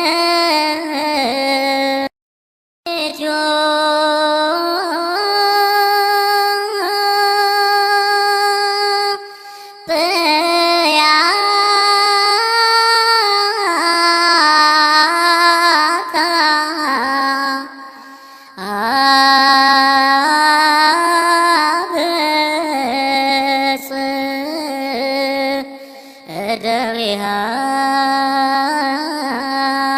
በእግዚአብሔር ነገሥተ ምድር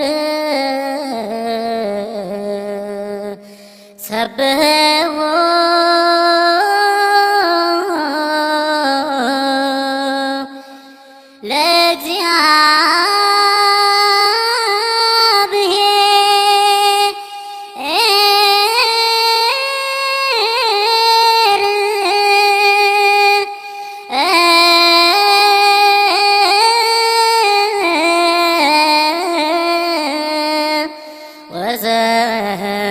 ወዘምሩ ለአምላክነ